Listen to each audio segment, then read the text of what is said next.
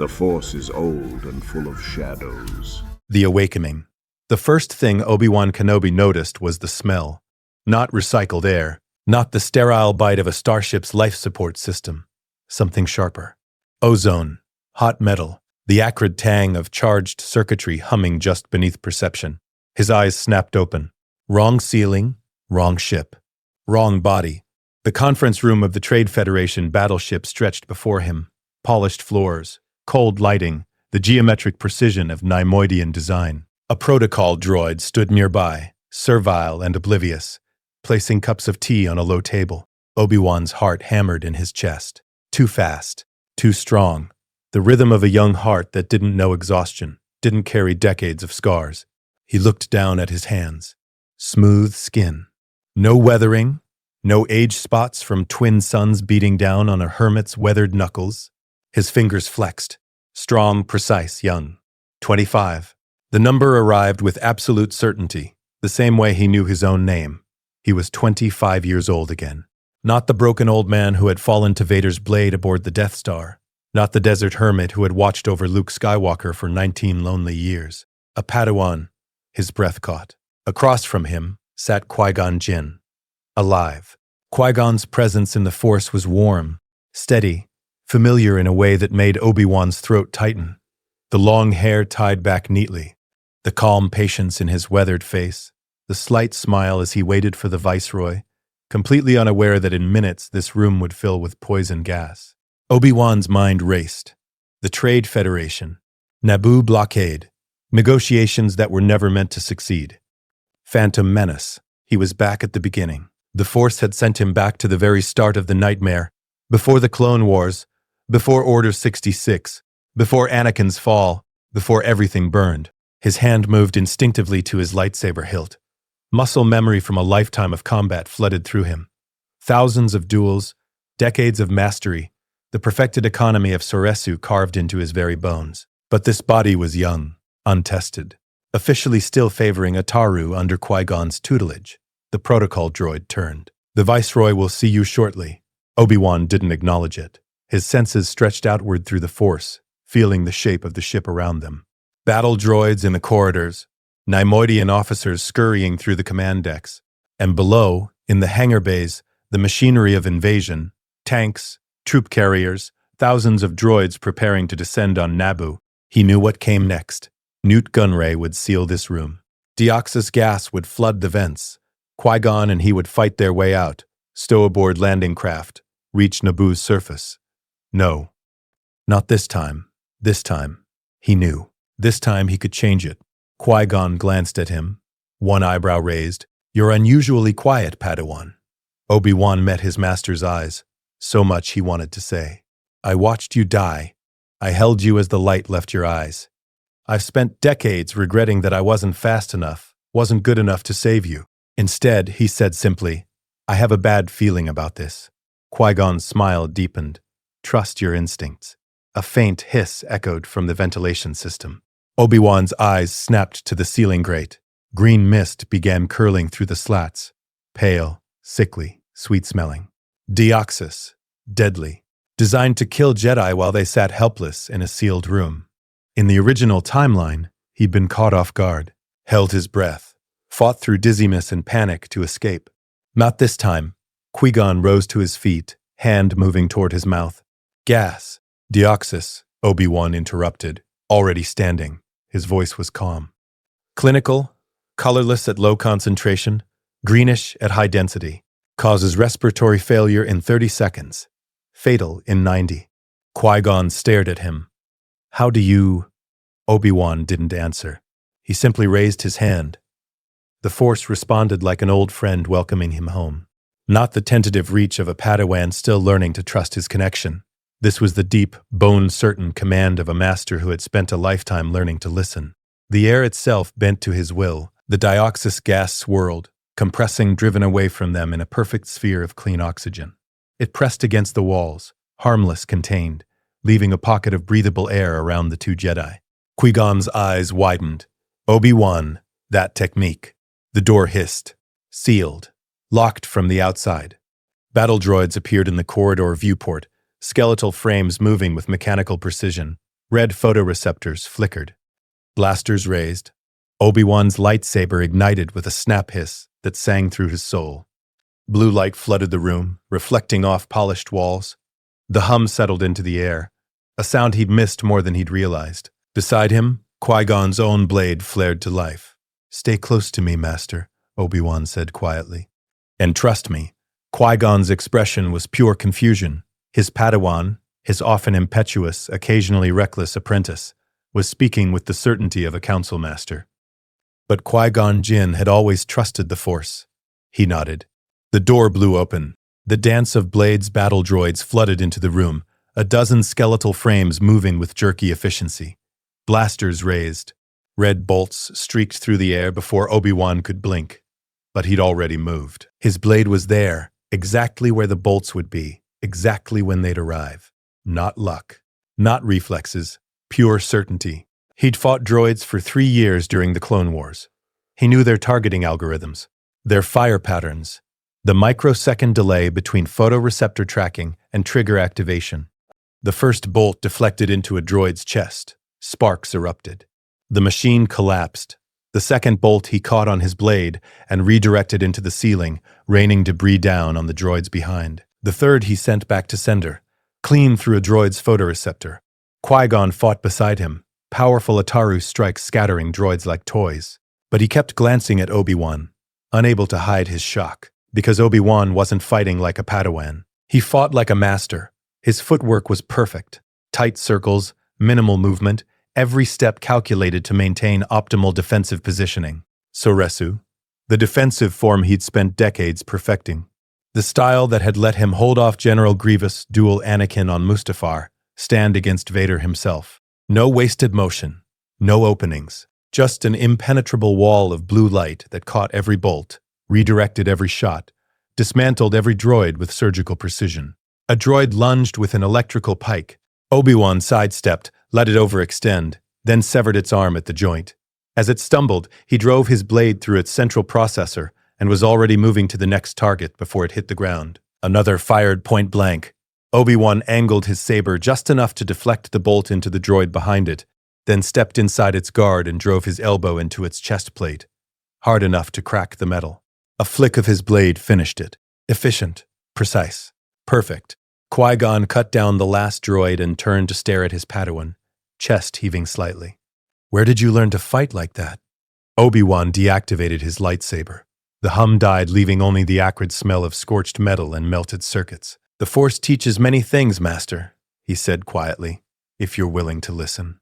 It wasn't a lie, just not the whole truth. Qui-Gon studied him with those sharp, knowing eyes. "You've changed. The Force wills what it wills." Obi-Wan moved toward the door controls, already planning 3 steps ahead. In the original timeline, droidekas would arrive now. They'd be forced to flee, barely escaping with their lives. Not this time. He reached out with the Force, feeling through the durasteel into the corridor beyond. 6 destroyer droids rolling toward their position. Shields priming. Blasters charging. Obi-Wan's jaw tightened. In the old timeline, those shields had been nearly impenetrable. He and Qui-Gon had run, but he knew something now that he hadn't known then.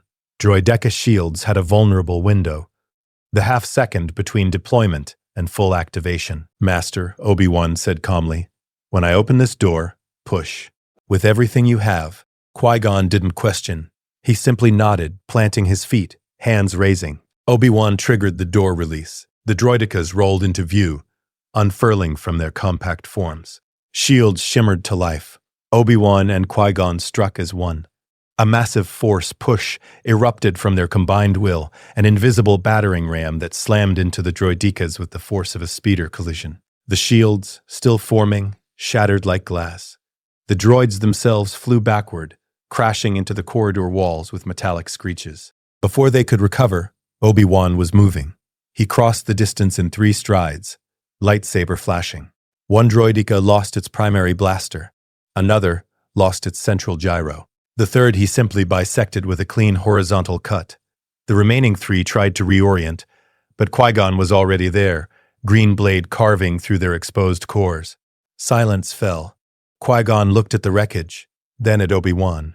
"We've never done that before. No, Obi-Wan agreed. We haven't. Not in this timeline, anyway. He moved past the destroyed droids, heading deeper into the ship. Qui-Gon followed, confusion and wonder warring on his face. Obi-Wan, what's happening? You're fighting like a council master. You knew about the gas. You anticipated the droidecas. Qui-Gon's voice was gentle but insistent. Talk to me. Obi-Wan stopped, turned, met his master's eyes. How could he explain? I'm from the future. I watched you die. I trained your grandson. I became the man you always believed I could be, but only after losing everything. He couldn't. Not yet. Not until he had proof. Not until he'd changed enough that the truth wouldn't sound like madness. Master, do you trust me? Qui-Gon didn't hesitate. With my life, then trust me now. Trust that the Force has given me clarity. Trust that I know what must be done. Obi-Wan's voice was steady, but his eyes held decades of grief. Please. Qui-Gon searched his face for a long moment. Then slowly he nodded. Very well, my Padawan. Lead, and I will follow. Relief flooded through Obi-Wan. He turned back toward the corridor. We need to reach the bridge. I need access to their communication logs. The bridge, Qui-Gon frowned. We should escape. Get to Naboo and warn. Escape accomplishes nothing, Master. The invasion will proceed. Naboo will fall. The Senate will debate while people die. Obi-Wan's voice hardened. No. This time, we get evidence. Proof that someone is orchestrating this. Proof the Senate can't ignore.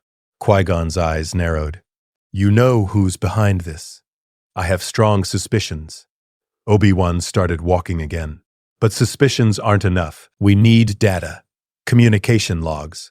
Orders. A trail that leads back to the true mastermind. Who? Obi-Wan's jaw clenched. The name burned on his tongue. Palpatine. Sidious. The monster who destroyed everything. But he couldn't say it. Not without proof. Not without sounding insane. A Sith Lord, he said instead. Hiding in plain sight. Pulling strings from the shadows. Qui-Gon absorbed this in silence. Then, the Sith have been extinct for a millennium. Have they? Obi-Wan glanced back. Or have they simply learned patience? They moved through the corridors, encountering scattered resistance. More battle droids. A few panicked Memordian officers. Each time Obi-Wan dispatched them with brutal efficiency, his blade a blur of blue light. Qui-Gon watched, growing more amazed with each encounter. His Padawan moved like water, flowed like wind. Every motion was economical. Perfect. The droids fell like wheat before a scythe. This wasn't the Obi-Wan he'd trained. This was someone else wearing his apprentice's face. Someone who'd seen far too much. The bridge. The command bridge of the Sakak was a study in cowardice. Newt Gunray stood at the central holotank, his red eyes wide with panic as reports flooded in. 2 Jedi cutting through his security forces like they were training dummies.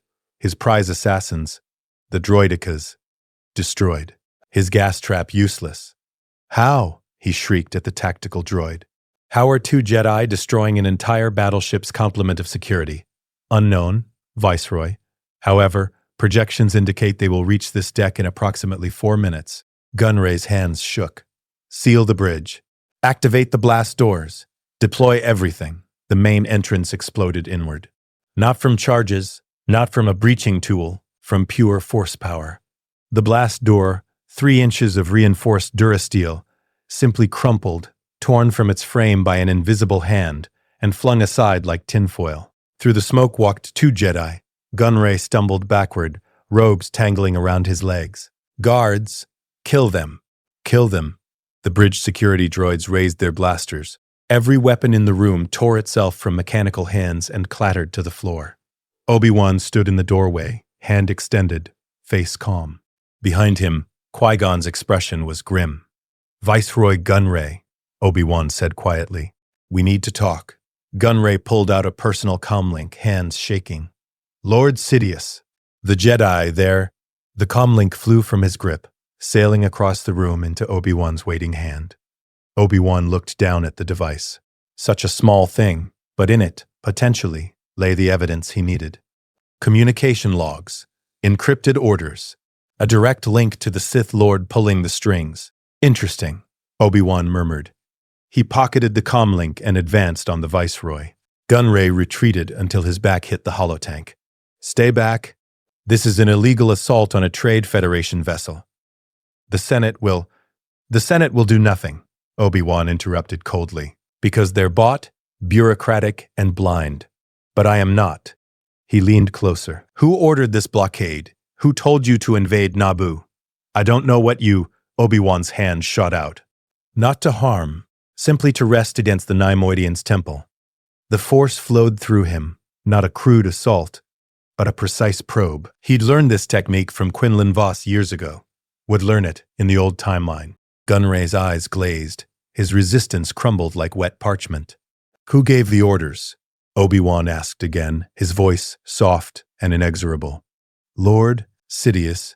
Gunray's voice was dreamy, distant. Darth Sidious. He promised us Naboo's plasma trade routes if we blockaded. Where is he? Don't know. Hooded, speaks through, hologram. What else? What else is he planning? War. He wants war between Republic and something else. Needs the Senate, needs crisis. Obi-Wan's blood ran cold. Even now, at the very beginning, Palpatine was already laying groundwork for the Clone Wars. Qui-Gon stepped forward. Obi-Wan, that technique, that's a dark side interrogation method. No, Master. It's necessity.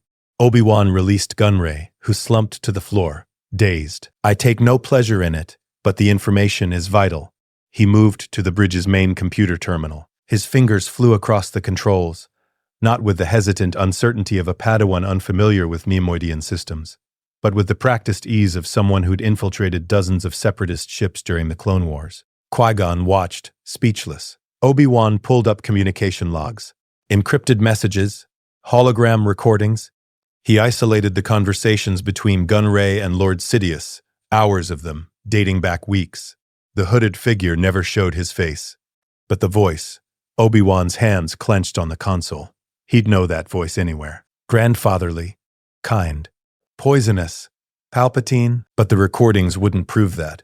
Not without facial recognition. Not without something concrete. Still, it was a start. He copied everything to a data cylinder, then triggered a secure transmission to the Jedi Temple on Coruscant.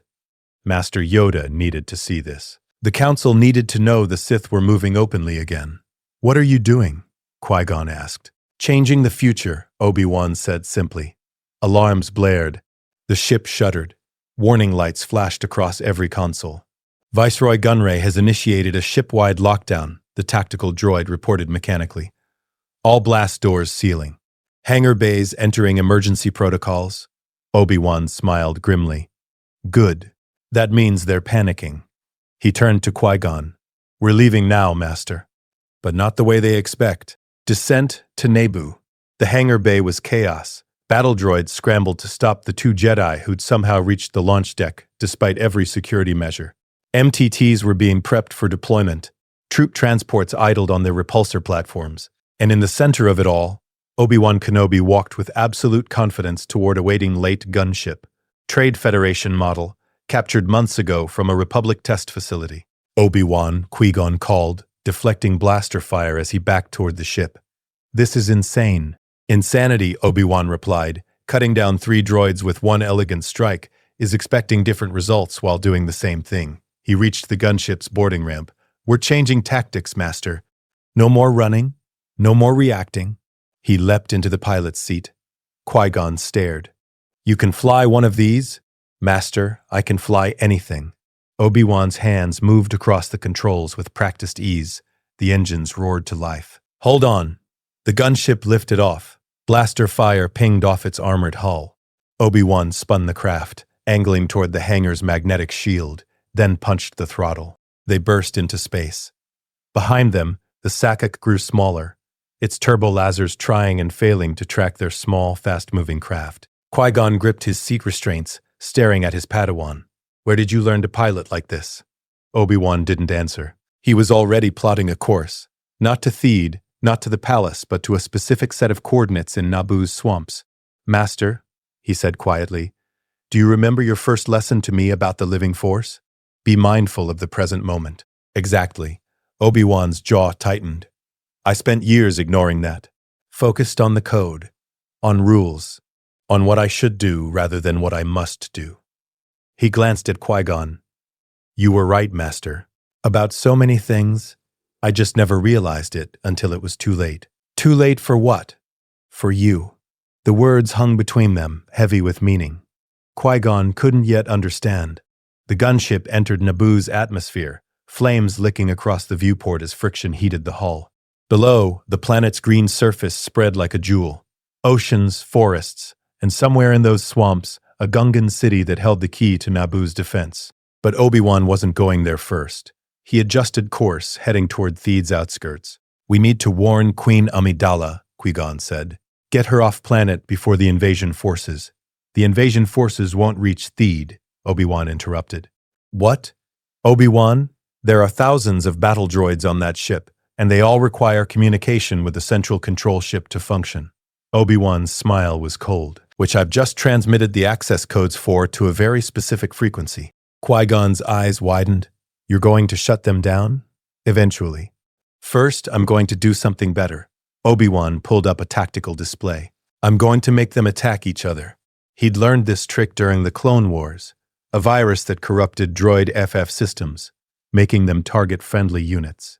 It would buy them time, enough time to reach the Queen, secure the Gungan alliance, and prepare a defense that would end this invasion before it truly began. The gunship descended toward Theed's palace district.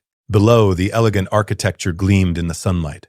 Domed buildings, waterfalls, pristine beauty soon to be marred by war. Not this time, Master, Obi-Wan said as they approached the palace landing pad. I need you to trust me on something else. Name it? When we meet the Queen, one of her handmaidens will seem familiar. Young, quiet, brown hair. Qui-Gon frowned. How would you? That's Padme Amidala, the real Queen. The one on the throne is a decoy. Obi-Wan met his eyes. Don't reveal this. Let her maintain the deception. She needs to see that we respect her intelligence. How could you possibly know that? Because in another life, I was there when she revealed herself. Obi-Wan's voice was soft, and I watched her grow from a queen into a senator. Watched her fight for peace even as the galaxy burned around her. Watched her fall in love with someone who would destroy everything she believed in. Obi-Wan, I know how this sounds, Master. I know it seems impossible. But I've walked this path before, and I watched everyone I loved die because I wasn't wise enough, wasn't strong enough to change it. He gripped the controls tighter. The Force has given me a second chance. I won't waste it. The gunship settled onto the landing pad. Royal guards emerged, weapons raised, unsure whether these Jedi were friend or foe. Obi-Wan stood, clipping his lightsaber to his belt. Come, Master. We have a queen to save and an invasion to stop. He strode down the ramp with the confidence of a man who'd toppled empires. Qui-Gon followed, mind-reeling, wondering what in the name of the Force had happened to his Padawan. The Queen's Gambit Captain Panaka met them at the palace entrance, blaster rifle at the ready. Behind him, a squad of Naboo security forces formed a defensive line. Identify yourselves.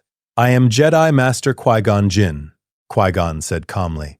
This is my apprentice, Obi-Wan Kenobi. We're here on behalf of the Galactic Senate to negotiate.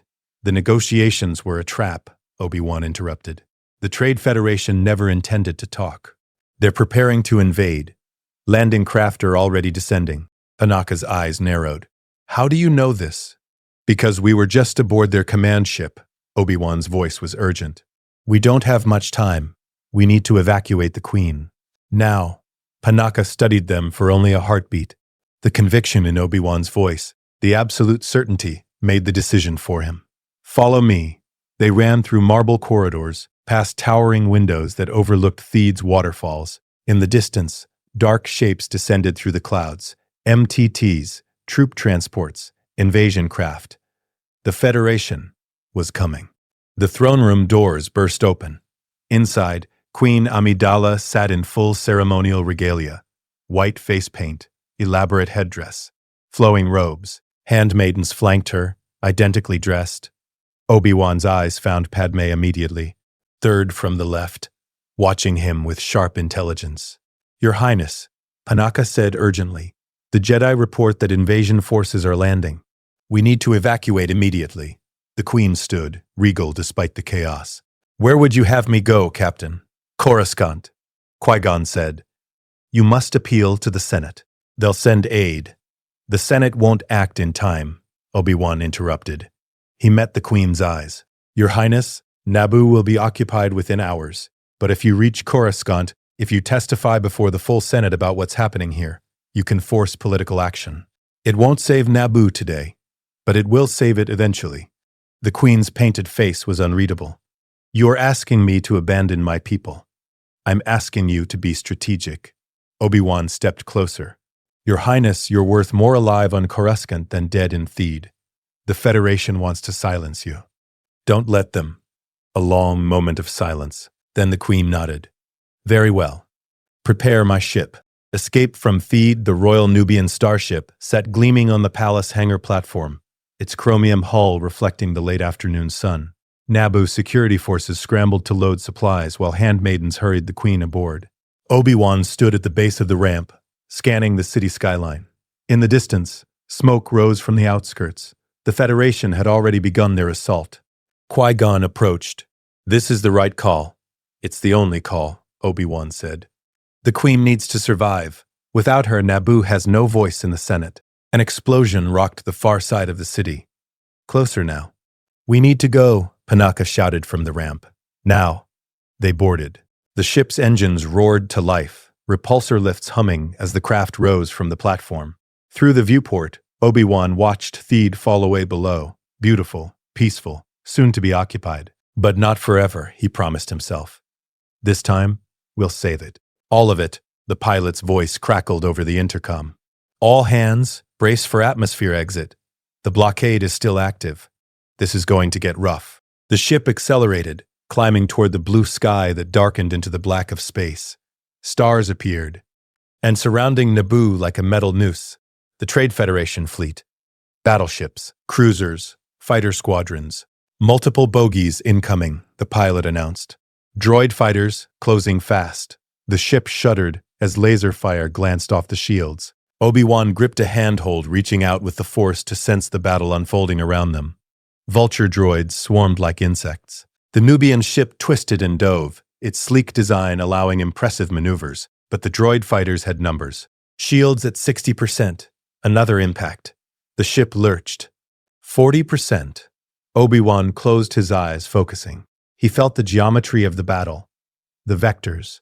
The timing. The split-second windows where shots would miss or hit. Pilot, he called forward. Bank left. Now. What? Now. The pilot obeyed on instinct. The ship rolled hard to port, and a volley of laser fire streaked through the space where they'd been a heartbeat earlier. How did you... Again. Climb 20 degrees, then dive. The pilot followed orders. Each time, Obi-Wan's commands kept them a hair's breadth ahead of destruction. Qui-Gon watched his Padawan, eyes wide with wonder. Obi-Wan was guiding the ship through the Force, seeing the battle before it happened. We're almost through the blockade, the pilot shouted, preparing to jump to hyperspace. A massive explosion rocked the stern. Alarms shrieked. Sparks erupted from control panels. Hyperdrive is hit. Repeat, hyperdrive is compromised. The ship punched through the last line of blockade ships, momentum carrying them into open space. Behind them, the droid fighters broke off, unable to pursue beyond their patrol zone. Silence fell, broken only by the urgent beeping of damage alerts. The pilot stumbled back from the cockpit, face pale. The hyperdrive is leaking. We're venting plasma. If we jump now, we'll tear ourselves apart. Panaka swore. How long to repair? Days, maybe weeks. We'd need a full starport. The Queen's voice calm and controlled. Then where can we go? Obi-Wan's mind raced. In the original timeline, this had happened. They'd landed on Tatooine, found Anakin, changed the course of galactic history. But this time, it wasn't chance. This time he was steering them there, because Obi-Wan knew something no one else in this room did. Anakin Skywalker was on Tatooine, the chosen one. The boy who would become Vader, or if Obi-Wan succeeded, the one who would actually bring balance to the Force. He couldn't leave that to chance. Tatooine, Obi-Wan said. Everyone turned to look at him. It's on the edge of Republic space, he continued, meeting Qui-Gon's eyes. Remote. The Federation won't look for us there. We can land in Mos Espa, find parts for the hyperdrive, and slip away before anyone knows we were there. Qui-Gon frowned. Tatooine is controlled by the Hutts. Dangerous territory. Everywhere is dangerous right now, Master, but Tatooine is also anonymous. We can disappear there. Obi-Wan kept his voice level, reasonable. It's our best option, the Queen spoke. Captain Panaka, your assessment? Panaka grimaced. The Jedi is right. We need repairs, and we need them somewhere off the Federation's radar. Tatooine fits. A long pause. Then the Queen nodded. Set course for Tatooine. The desert world. The Nubian starship descended through Tatooine's atmosphere. Heat, shimmer, and sand-blasted winds buffeting the hull.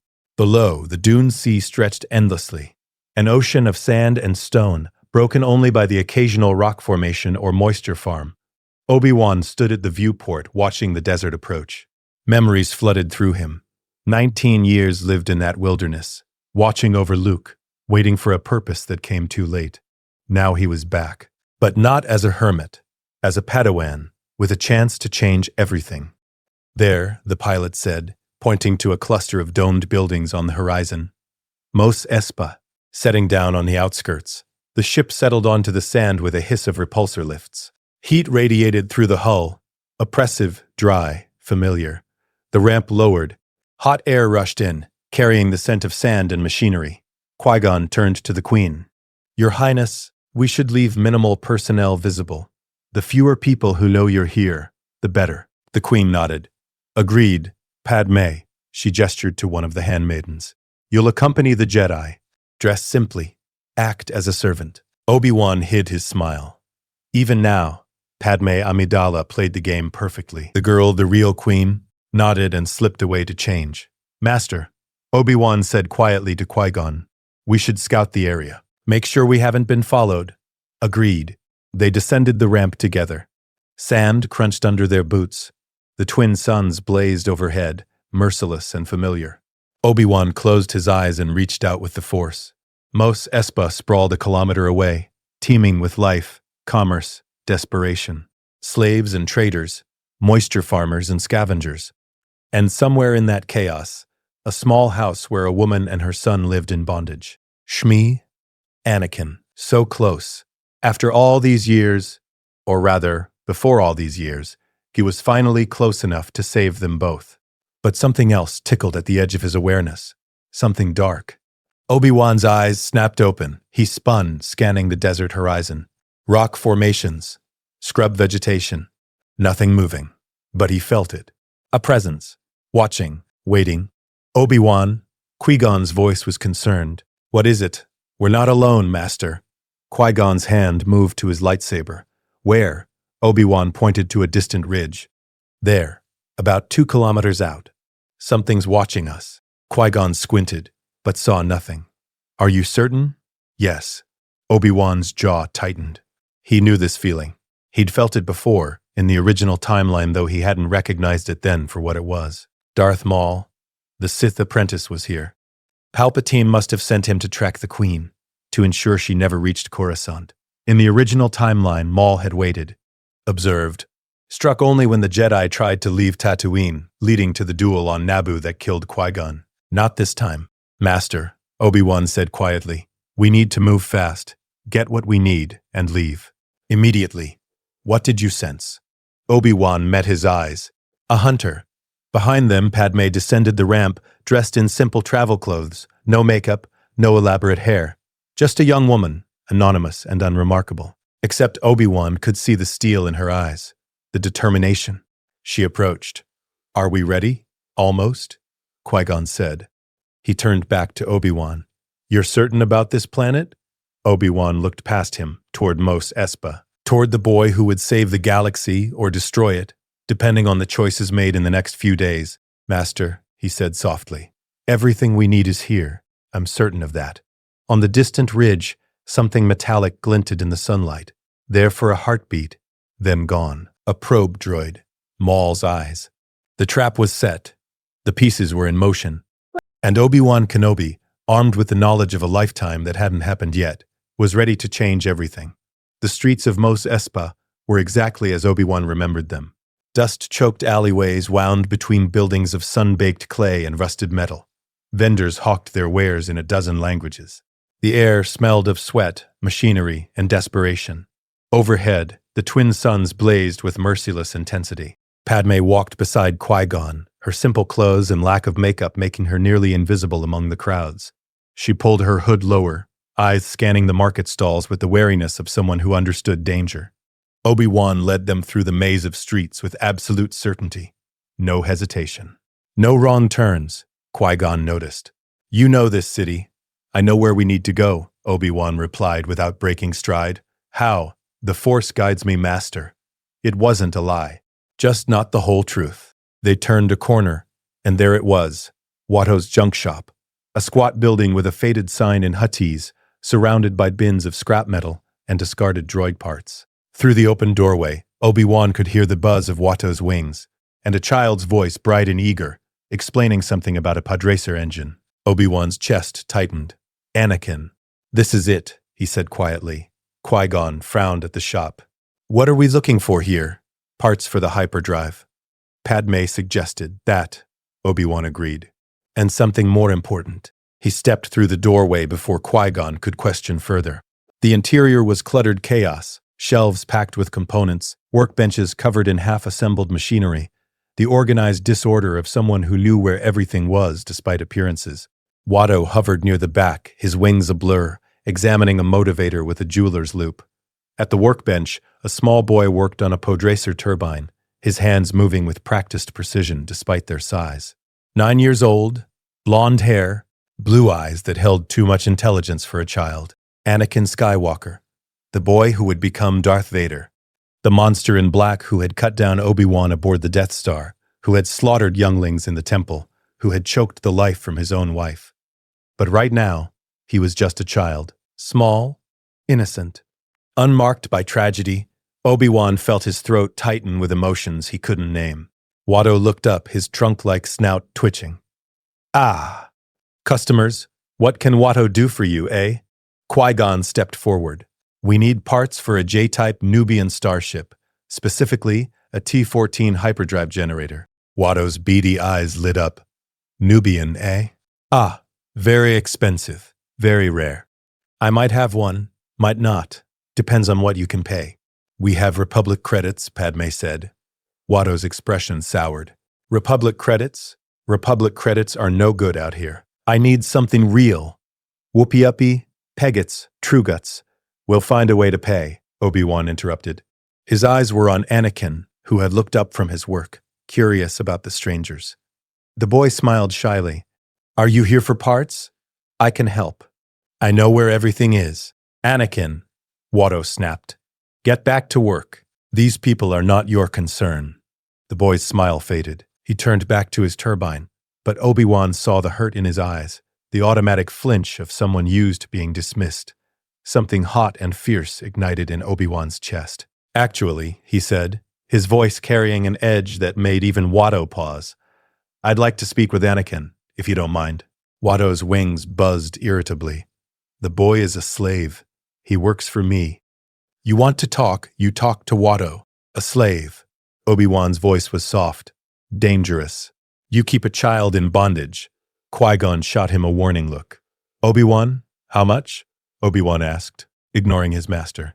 Watto blinked. How much for the boy and his mother?" The shop went silent.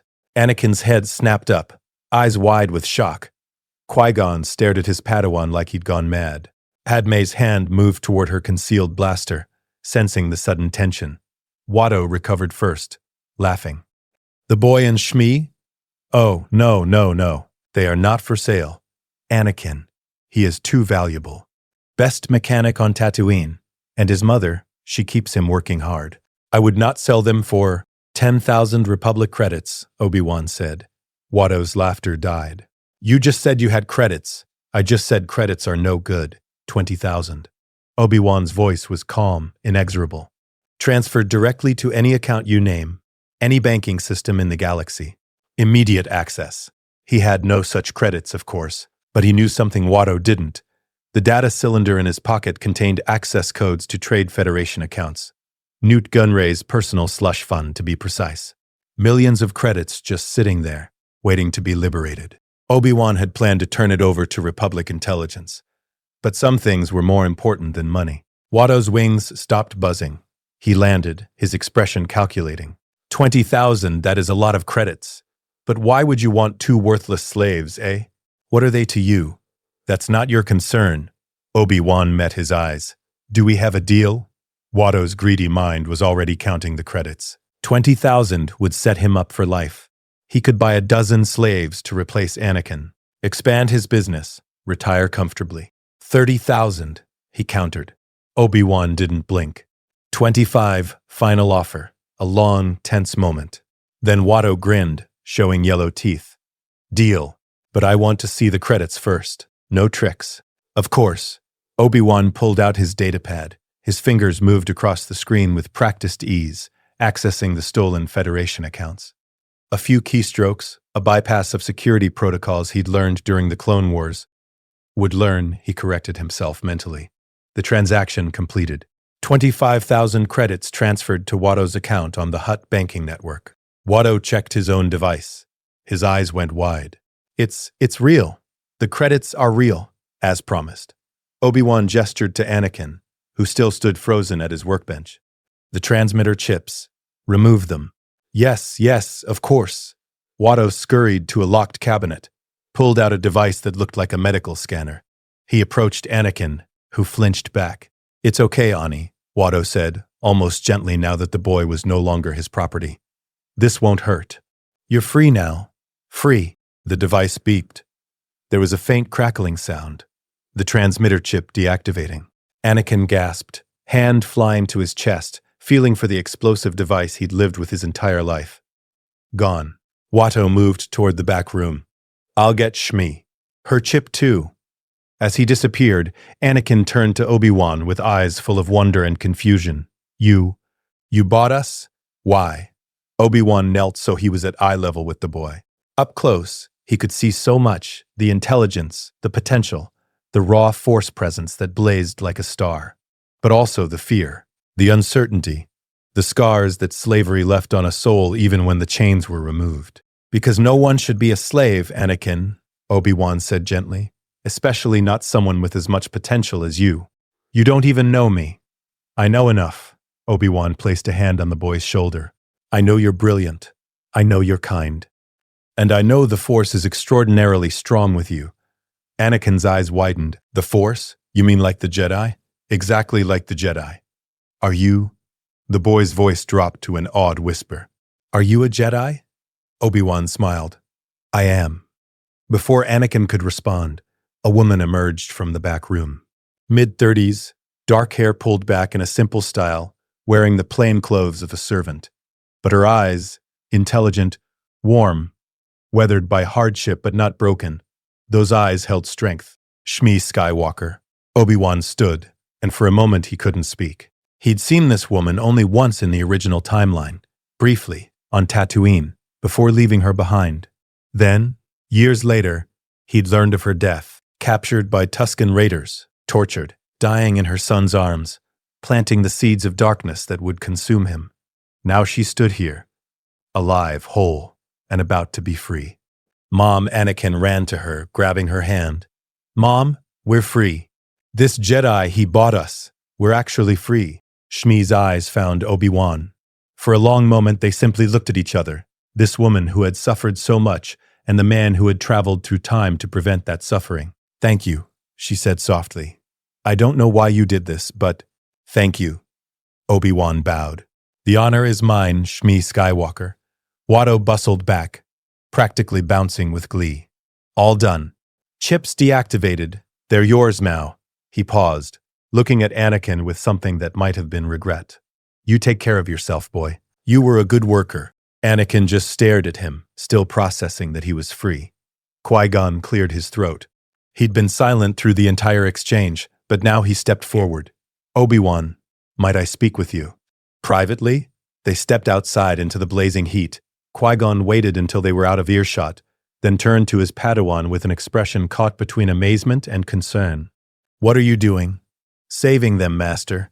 You just spent 25,000 credits, stolen credits if I'm not mistaken, to buy slaves. We're Jedi, Obi-Wan. We don't what? Free people from bondage? Obi-Wan's eyes flashed.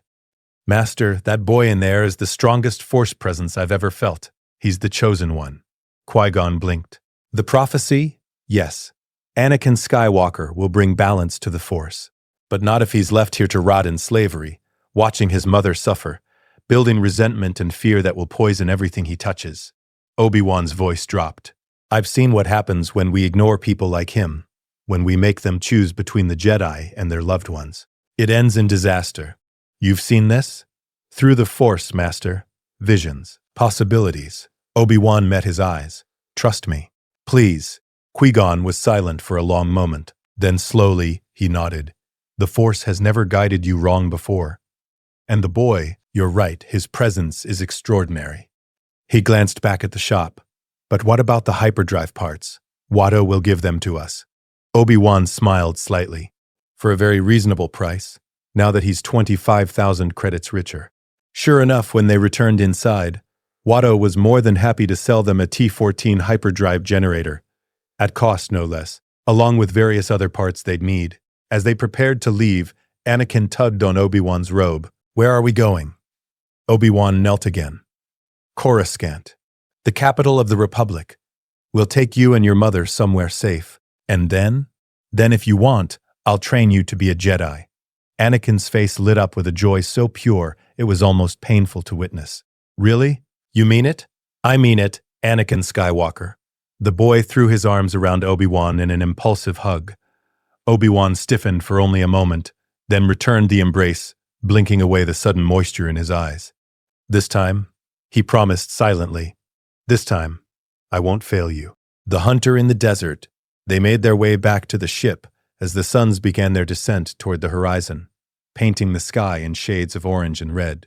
Anakin walked between his mother and Obi-Wan, chattering excitedly about everything and nothing. Podracers, the Jedi Temple, what Coruscant looked like. Shmi walked quietly, still processing her freedom, one hand occasionally touching her chest where the transmitter chip had been. Padme had said little, but Obi-Wan caught her watching Anakin with an expression of compassion. Even now, even this young Padme Amidala had a gift for seeing the humanity in others. Qui-Gon walked at the rear, his hand resting on his lightsaber, eyes scanning the desert. He felt it too, the sense of being watched. They were a kilometer from the ship when Obi-Wan stopped. Master, he said quietly, take them to the ship. Qui-Gon's eyes narrowed. What? Get everyone aboard. Prep for immediate takeoff. Obi-Wan's voice was calm, but his hand had moved to his lightsaber. We're about to have company. Obi-Wan, trust me, please. Qui-Gon hesitated, then nodded. Be careful, my Padawan.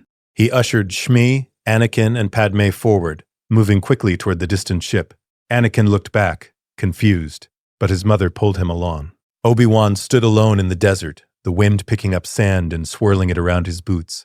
The suns hung low now, casting long shadows. He closed his eyes and reached out with the Force. There, a presence, dark and hungry, racing across the sands, moving with inhuman speed, coming straight for him. Obi-Wan's eyes opened, his hand wrapped around his lightsaber hilt, and he walked forward, away from the ship, toward a rocky outcropping that would make good terrain for what came next. He didn't have to wait long. A speeder bike crested the dune, engines screaming. The rider was a figure in black tattooed face, yellow eyes burning with Sith fury, a double-bladed lightsaber strapped across his back. Darth Maul. The speeder slowed, then stopped 20 meters away. Maul dismounted with fluid grace, his eyes locked on Obi-Wan. Jedi, he hissed. His voice was rough, barely used. At last, Obi-Wan said nothing. He simply ignited his lightsaber. Blue light flared in the growing darkness. The hum settled into the air, steady and sure. Maul's lips curled into a snarl. Brave. Or foolish. You stand alone against a Sith Lord. Not alone, Obi-Wan said quietly. The Force is with me. Maul laughed. A harsh, bitter sound. The Force? The Jedi's crutch for the weak? He ignited his own weapon. Twin blades sprang to life, red and malevolent, casting bloody light across the sand. I am Sith. I am power incarnate, and you are nothing but a... Obi-Wan moved. Not the hesitant charge of a Padawan, not the careful advance of a knight. This was the explosive speed of a master who had fought in 1,000 battles, who had dueled Grievous and Vader and survived. He crossed the 20 meters in less than a second. Maul barely got his saber up in time. Their blades met with a crack like thunder. Sparks erupted. The force of impact drove Maul back 2 steps, his eyes widening in shock. Obi-Wan pressed the attack. Soresu was a defensive form, but in the hands of a true master, defense became offense simply by refusing to break. Every strike Maul threw was caught, redirected, turned back on him. Obi-Wan's blade was always there, not through speed alone, but through perfect economy of motion. Minimal movement, maximum effect. Maul snarled and unleashed a flurry of attacks, his double blade spinning in the complex patterns of Juyo. Aggressive, overwhelming, deadly. Obi-Wan met every strike without moving more than a step in any direction. To an outside observer, it would look like Obi-Wan was barely moving while Maul expended tremendous energy. And that was exactly the point. Soresu was about outlasting your opponent, letting them exhaust themselves against an unbreakable wall. But Obi-Wan wasn't just defending. Every few exchanges he would strike, fast, precise, targeting joints and weak points. Maul had to abandon an attack to parry, disrupting his rhythm. A cut toward the knee. Maul blocked. A thrust at the shoulder. Maul twisted away. A feint high, then a genuine strike low that nearly severed Maul's saber hilt. The Sith apprentice leaped back, breathing hard, yellow eyes blazing with fury and, for the first time, uncertainty. You fight like a master, Maul spat. I am a master, Obi-Wan replied calmly. It wasn't arrogance, just fact. He'd earned that rank decades ago. In another life, the body might be young, but the skill remained. Maul roared and charged again, putting everything into a devastating overhead strike. Obi-Wan sidestepped. The Sith's blade slammed into the sand where Obi-Wan had been, carving a molten furrow. Before Maul could recover, Obi-Wan struck, a precise cut that severed one end of the double-bladed saber. The weapon died with a sputter. Maul stumbled, left holding only a single-bladed lightsaber now. Impossible, he breathed. No, Obi-Wan said. Inevitable. He raised his free hand. The Force responded like an old friend. Maul's weapon was ripped from his grip, flying through the air into the sand meters away. The Sith lunged for it, but Obi-Wan was faster. A force push slammed into Maul's chest, sending him sprawling. Before the Sith could rise, Obi-Wan was there, blue blade at Maul's throat. You were sent to kill the Queen, Obi-Wan said quietly. Who sent you? Maul's tattooed face twisted into a snarl. I serve the Sith. I serve Lord Sidious. Sidious. Obi-Wan's jaw tightened. Palpatine. Maul's eyes widened fractionally. How do you? I know many things. Obi-Wan's blade pressed closer. The Sith's grand plan. The Clone Wars. Order 66. The fall of the Republic. I know all of it, and I'm going to stop it. You cannot stop what has already begun, Maul gasped. My master, he is too powerful, too cunning, your master, Obi-Wan said coldly, is a coward hiding behind political office. And you, Maul, are just a tool. Expendable, he would have discarded you the moment you were no longer useful. For just an instant, something flickered in Maul's eyes. Doubt. Fear. Then it was gone, replaced by hateful defiance. Then kill me, Jedi. Prove you are no better than us. Obi-Wan looked down at the Sith Lord, this young man consumed by rage and darkness, shaped into a weapon by Sidious's manipulation. In another timeline, Maul would survive being cut in half, would return years later driven by madness and vengeance. Obi-Wan couldn't allow that. I'm sorry, he said quietly. His blade moved, one clean strike. Precise, merciful. Darth Maul's eyes widened, then dimmed. His body went still. Obi-Wan deactivated his lightsaber and stood in the growing darkness, staring down at the corpse. He felt no triumph, no satisfaction, only grim necessity. Forgive me, he thought, but I won't let you hurt anyone else. He searched Maul's body, finding a communicator, a datapad with encrypted files, and, most importantly, the access codes to Maul's Sith infiltrator ship, parked a few kilometers away. Evidence, proof that the Sith were active again. proof that would be impossible for the Council to ignore. Obi-Wan looked up at the stars beginning to emerge in the darkening sky. One threat eliminated, he thought, but the true enemy still hides in plain sight.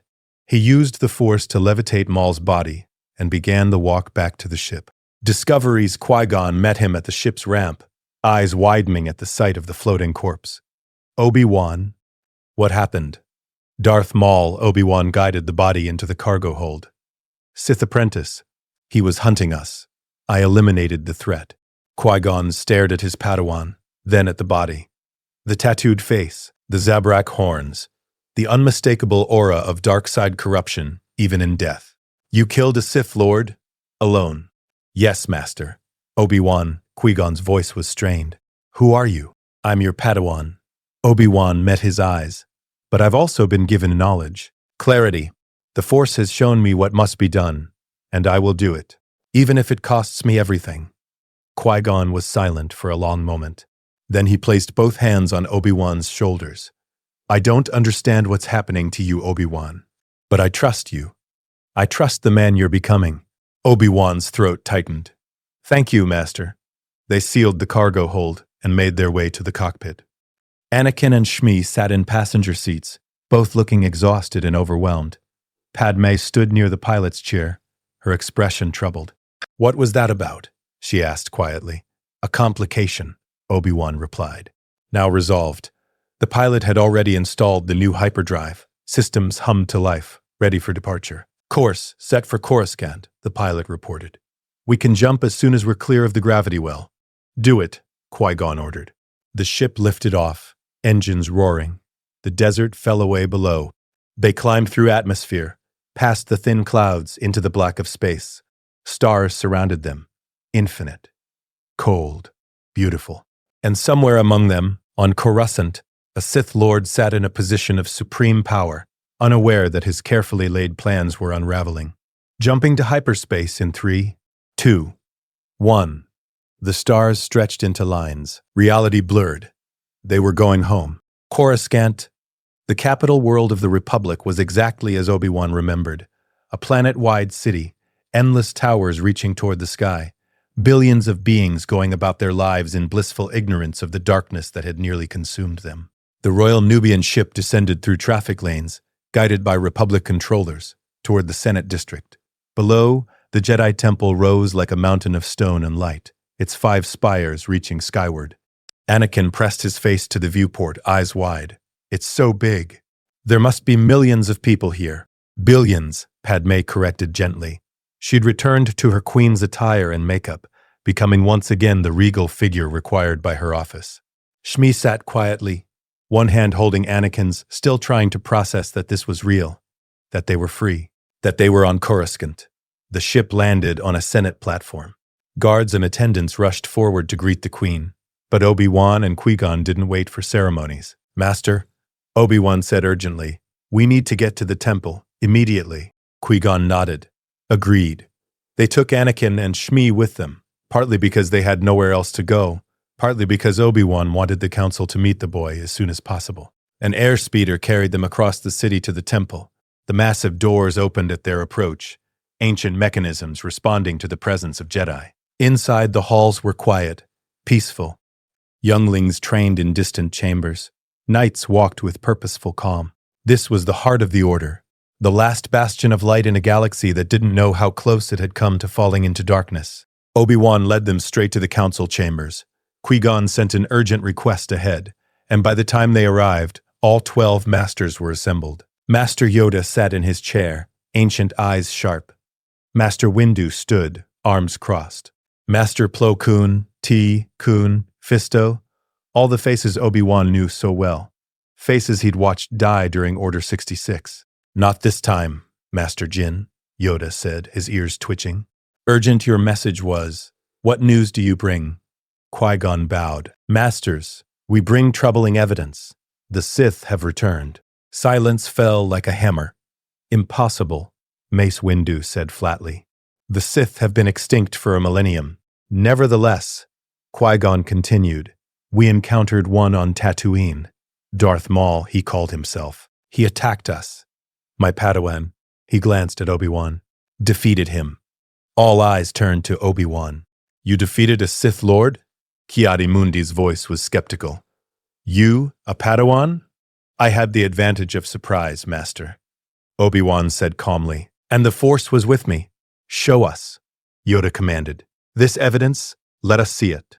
Obi-Wan produced Maul's lightsaber, the broken double-bladed weapon, still radiating dark side energy. He placed it on the chamber floor. Then he produced the datapad. This contains communications between Darth Maul and his master, a Sith Lord called Darth Sidious. He activated it. A hologram sprang to life. A hooded figure, face hidden, voice distorted. The Queen must not reach Coruscant, the figure hissed. Kill her. Kill the Jedi. Leave no witnesses. The Council watched in stunned silence. There's more, Obi-Wan continued. He pulled out the data cylinder from the Trade Federation ship. This contains communications between the Trade Federation and the same Sith Lord. He orchestrated the Naboo blockade. He's been manipulating galactic politics for years. He's loaded the data. More holograms appeared. Newt Gunray receiving orders, discussing invasion plans, all from the same hooded figure. This Sidious, Obi-Wan said, his voice hard, is planning something massive. A war. He's positioning pieces on a board, preparing to tear the Republic apart from within. Mace Windu stepped forward, examining the evidence with narrowed eyes. This is troubling. But who is he? Do we have any identification? Not yet, Obi-Wan admitted. He's careful. Always masked. But he's here. On Coruscant. Someone with political power. Someone who can influence the Trade Federation and command Sith assassins. Yoda's ears drooped. Dark times these are. If true this is, great danger the Republic faces. It is true, Master Yoda. Obi-Wan met the ancient Jedi's eyes. I stake my life on it. The Sith are not extinct. They've been hiding, planning, waiting. And now they're making their move. The Council exchanged troubled glances. Finally, Yoda tapped his gimmer stick on the floor. Investigate we must. This evidence examined it will be. But if true, he looked at Obi-Wan with something like respect. Saved many lives you may have, young Kenobi. There's one more thing, Masters, Qui-Gon said. He placed a hand on Anakin's shoulder, gently pushing the boy forward. This is Anakin Skywalker. We found him on Tatooine. He is extraordinary. Yoda's eyes locked onto Anakin. The ancient master's expression shifted. Surprise, wonder, concern all flickering across his wrinkled face. Strong in the Force he is, Yoda murmured. Very strong. Mace Windu studied the boy. How old? 9, sir, Anakin said nervously. Too old to begin training. Perhaps, Qui-Gon said, but I believe he is the chosen one of prophecy, the one who will bring balance to the Force. That statement sent ripples through the Council. The prophecy, Ki-Adi-Mundi said slowly. You believe this child will destroy the Sith? I believe he can. Qui-Gon replied. If we train him properly. If we don't repeat the mistakes of the past. Obi-Wan stepped forward. Masters, I know the boy is older than we typically accept. I know he has attachments. His mother stands outside this chamber. I know this breaks with tradition. He met each master's eyes in turn. But sometimes, tradition must bend. The Force has brought us to this moment. Anakin Skywalker is meant to be a Jedi. I feel it with absolute certainty. Yoda studied Obi-Wan for a long moment. Changed you have, Padawan Kenobi. Wise beyond your years you seem. Why is this? Obi-Wan chose his words carefully. The Force has granted me clarity, Master Yoda. I've seen possibilities. Futures that must not come to pass. And futures that might if we make the right choices. Visions? Something like that. Yoda's gaze was penetrating, as if trying to see into Obi-Wan's soul. Then, slowly, he nodded. Test the boy, we will. But first, he turned to Mace. This evidence of the Sith. Priority? It must be. Find this Sidious, we must. Before too late, it becomes. Agreed, Mace said. He looked at Obi-Wan. You've done well, Padawan Kenobi. Very well. The Council will investigate this thoroughly. Obi-Wan bowed. Thank you, Masters. As they filed out of the chamber, Qui-Gon pulled Obi-Wan aside. You know who Sidious is, he said quietly. Don't you? Obi-Wan met his master's eyes. I have suspicions. But you won't say. Not without proof, not without certainty. Obi-Wan's jaw tightened. If I'm wrong, I'll cause a political catastrophe. If I'm right and move too soon, he'll escape. I need to be patient, strategic. Qui-Gon studied him. You're not my Padawan anymore, are you? Not truly. You're something else. Something more. I'm still your student, Master. I'll always be your student. Obi-Wan's voice softened. But yes, I've changed. The Force has changed me. For the better, I think. Qui-Gon placed a hand on his shoulder. Whatever you're doing, Obi-Wan, whatever path you're walking, I'm with you. Always. Obi-Wan felt his throat tighten. Thank you, Master. That means more than you know. Outside the chamber, Anakin and Shmi waited nervously. The boy looked up at Obi-Wan with hopeful eyes. What did they say? Can I be a Jedi? Obi-Wan knelt, smiling. They're going to test you, Anakin. But I have a feeling you'll do just fine. And my mom, your mother will be taken care of. I promise. Obi-Wan glanced at Shmi. You're free now, both of you. And you'll never be slaves again. Shmi's eyes filled with tears. Thank you so much. As they walked through the temple halls, Anakin between them, Obi-Wan felt a weight lift from his shoulders. The pieces were moving into place. Maul was dead. The council knew about Sidious. Anakin was here, safe with his mother. The future was changing. And for the first time since waking up in this young body, Obi-Wan allowed himself to hope that maybe, just maybe, he could save them all. Shadows lengthening, far across the city. In the Chancellor's office, Palpatine stood at his window, overlooking the Senate district. His expression was calm, pleasant, grandfatherly, but his yellow eyes betrayed his fury. Maul was dead. He'd felt it through the Force, the sudden severing of their connection. His apprentice, his weapon, eliminated by a Padawan who should have been insignificant. Obi-Wan Kenobi. The name burned in his mind. Something was wrong. Events were diverging from his careful plans. The Queen had reached Coruscant when she should have been stranded. The Jedi had evidence of the Sith when they should have been ignorant. And now Maul, his enforcer, his blade in the darkness, was gone. Troubling developments, he murmured to himself. But Palpatine had not become the most powerful Sith Lord in a millennium by giving up at the first setback. He had contingencies, plans within plans, and if young Kenobi thought he could disrupt the grand plan, well, Palpatine smiled cold and cruel.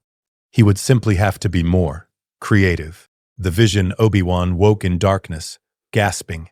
His quarters in the Jedi Temple were silent, except for the hum of Coruscant's endless traffic outside. The chrono beside his meditation mat read 0347 hours. He'd been asleep for less than 3 hours. But sleep had brought nightmares, not the formless terrors of ordinary dreams. These were memories, crystal clear, undeniable, burning through his mind like acid. A Jedi Master in golden robes. Sifo Dyas, standing on the bridge of a diplomatic shuttle, speaking into a holocom. The Republic will need an army. I've taken steps. The transmission cutting off. Explosions. The shuttle spiraling out of control, torn apart by weapons fire over a barren moon. And a name whispered in the dark. Dooku. Obi-Wan sat up, sweat cooling on his skin. His hands shook. When? The question burned through him. When did Sifo Dyas die? He searched his memories. Both lives, both timelines. The official story had always been vague. The Jedi Council had said Sifo Dyas died on a diplomatic mission. No details. No investigation. But in the Clone Wars, the truth had emerged.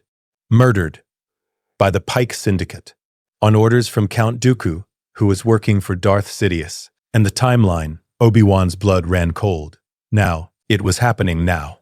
Right now, while he sat in the temple, Sifo Dyas was either already dead or about to be. He threw on his robes and ran. The council chamber, emergency session. Master Yoda looked up from his meditation as Obi-Wan burst through the doors. Several other council members were present. Mace Windu, Plo Koon, Ki-Adi-Mundi. It was barely past dawn, but the council kept irregular hours. Padawan Kenobi, Mace said, his tone sharp with surprise. This chamber is... Master Sifo Dyas is in danger, Obi-Wan interrupted, breathing hard. Right now. We have to send help immediately. Silence fell. Yoda's ears lifted. What danger do you speak of? He's on a mission to Obadiah, negotiating with the Pike Syndicate on behalf of Chancellor Valorum. But it's a trap. Obi-Wan's words tumbled out urgently. The Sith, Sidious, he's arranged for Sifo Dyas to be killed. They're going to shoot down his shuttle and steal his identity too. He stopped. How much could he reveal without sounding insane? To steal his identity for what purpose? Mace demanded. Obi-Wan chose his words carefully. To order a clone army, using Sifo Dyas's Jedi credentials as authorization. The Sith are building a secret army, Masters, and Sifo Dyas is the key to legitimizing it. Plo Koon leaned forward. How do you know this? The Force has shown me. It was becoming Obi-Wan's standard answer. Vague enough to be unfalsifiable. True enough to not be a lie. Please, Masters, we don't have time to debate this. If I'm wrong, we've wasted a rescue mission. If I'm right, and we do nothing, we lose a council member and hand the Sith a weapon that will destroy the Republic. Yoda and Mace exchanged glances. The old master's expression was troubled. Sifo Dyas, Yoda said slowly. On a mission for the Chancellor he is. Secret this mission was meant to be. How do you know of it? Because I've seen how this story ends, Master. And it ends with millions of clone soldiers marching against the Jedi. Obi-Wan's voice dropped. Please, trust me. One more time. Yoda was silent for a long moment. Then he tapped his gimmer stick. Go, you will. You and Master Qui-Gon. Find Sifo Dyas. Bring him home safely. His ancient eyes fixed on Obi-Wan. But answers, you will give us. When you return, no more secrets. Obi-Wan bowed deeply. Yes, Master Yoda, I promise. He turned to leave, but Mace's voice stopped him. Kenobi, if you're wrong about this, then I'll accept whatever punishment the Council deems appropriate. Obi-Wan met his eyes. But I'm not wrong, Master Windu. I only wish I were. Oba-das. The jump to hyperspace took 6 hours. Obi-Wan spent the entire time pacing the small courier ship's cabin, checking coordinates, recalculating arrival times. Qui-Gon watched him with growing concern. Obi-Wan, you need to rest. You've barely slept since we returned from Tatooine. I'll rest when Sifo Dyas is safe. You're driving yourself to exhaustion. This obsession, it's not obsession, Master. It's necessity. Obi-Wan turned to face him. Every moment we delay, we risk arriving too late. Sifo Dyas is a good man. He doesn't deserve to die because he trusted the wrong people. You speak as if you've already watched him die. Obi-Wan's jaw tightened. In a sense, I have. These visions of yours are more than visions. The words came out sharper than intended. Obi-Wan softened his tone. Master, I know you're trying to understand what's happening to me. I know it seems impossible, but I need you to trust that when I say I know something will happen, I mean it with absolute certainty. Qui-Gon studied him for a long moment. You've changed so much, Obi-Wan. It's not just skill or knowledge. It's something deeper. You carry yourself like a man who's lived a lifetime. Perhaps I have, Obi-Wan said quietly. Perhaps the Force has given me the wisdom of years I haven't lived yet. All I know is that I can't waste this second chance. The nav computer beeped. They were approaching Obadiah's system. Obi-Wan moved to the cockpit, fingers flying across the scanners. There, Sifo Dyas's shuttle. It's still intact. We're not too late. But even as he spoke, the sensors picked up something else. 3 Pike ships, moving to intercept positions around the diplomatic shuttle. They're setting up the ambush, Obi-Wan breathed. Master, take us in. Full speed. Qui-Gon didn't hesitate. The courier ship surged forward, engines screaming. On the scanner, Obi-Wan watched the Pike ships align their weapons. Any second now they'd fire. Sifo Dyas would die, and history would repeat. Open a channel, Obi-Wan commanded. All frequencies. Broadcast in the clear. Qui-Gon flipped the switch. You're on. Pike vessels, this is Jedi Knight Obi-Wan Kenobi. You are targeting a diplomatic shuttle under Republic protection. Stand down immediately or face Republic justice. The Pike ships hesitated, their formation breaking slightly. They hadn't expected witnesses. The whole plan depended on this looking like an accident, a shuttle malfunction, maybe pirates. But Jedi observers changed everything. One Pike ship broke formation and fled. The other two tried to accelerate away, but Qui-Gon was already on them. The courier ship's weapon systems, minimal as they were, locking on. Warning shots, Obi-Wan said. Drive them off. Don't destroy them. Qui-Gon fired. Energy bolts streaked across space, close enough to singe shields but not penetrate. The message was clear. Leave or die. The Pike ships chose survival. They jumped to hyperspace in a flash of pseudo-motion. Obi-Wan exhaled slowly, tension bleeding from his shoulders. Hail Sifo Dyas's shuttle. The channel opened. A familiar voice crackled through. This is Master Sifo Dyas. Who? Qui-Gon? What in the name of the Force are you doing here? Saving your life, apparently, Qui-Gon said dryly. Those ships were waiting to ambush you, Obi-Wan added. We need to get you back to Coruscant. Immediately. Ambush. But I was on a mission for Chancellor Valorum. The Pikes were supposed to be negotiating. Sifo Dyas's voice hardened. Someone set me up. Yes, Obi-Wan said. And we know who. Debriefing, Sifo Dyas sat in the courier ship's cabin, a tall Jedi Master in his prime, golden robe slightly disheveled from the near-death experience. His eyes were sharp, intelligent, and currently burning with barely controlled anger. You're telling me, he said slowly, that someone in the Republic government, possibly someone very high up, arranged for the Pikes to kill me and steal my credentials? Yes, Obi-Wan confirmed. Why? Because you ordered a clone army. Sifo Dyas went very still. How do you know about that?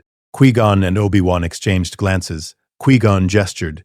You explain. Obi-Wan leaned forward. Master Sifo Dyas, you've had visions of a coming war. You saw the Republic needing a military force to defend itself. So you went to Kamino and commissioned a clone army. In secret. Without council approval. That's classified, Sifo Dyas whispered. The council didn't even know. How could you? The Force granted me knowledge, Obi-Wan said, the same way it granted you visions of war. But my visions showed me more.